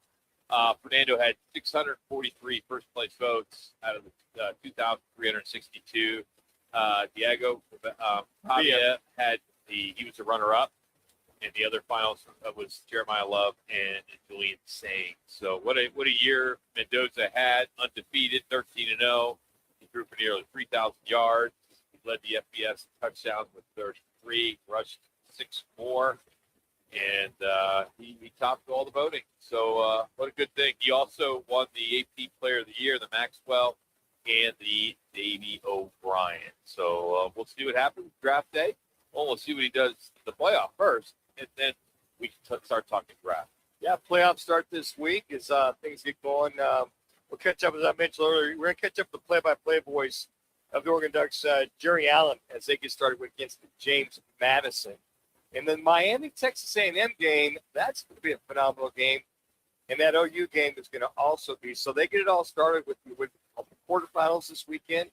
All that gets going on as the home teams go ahead and take care of business, if you will. So Fernando Mendoza, great speech, by the way. Love when he talked about for a lot of the young men or even young ladies out there that are playing flag football. Hey, don't ever let anybody tell you you can't make it, because what he tore through in high school came through and came to Indiana.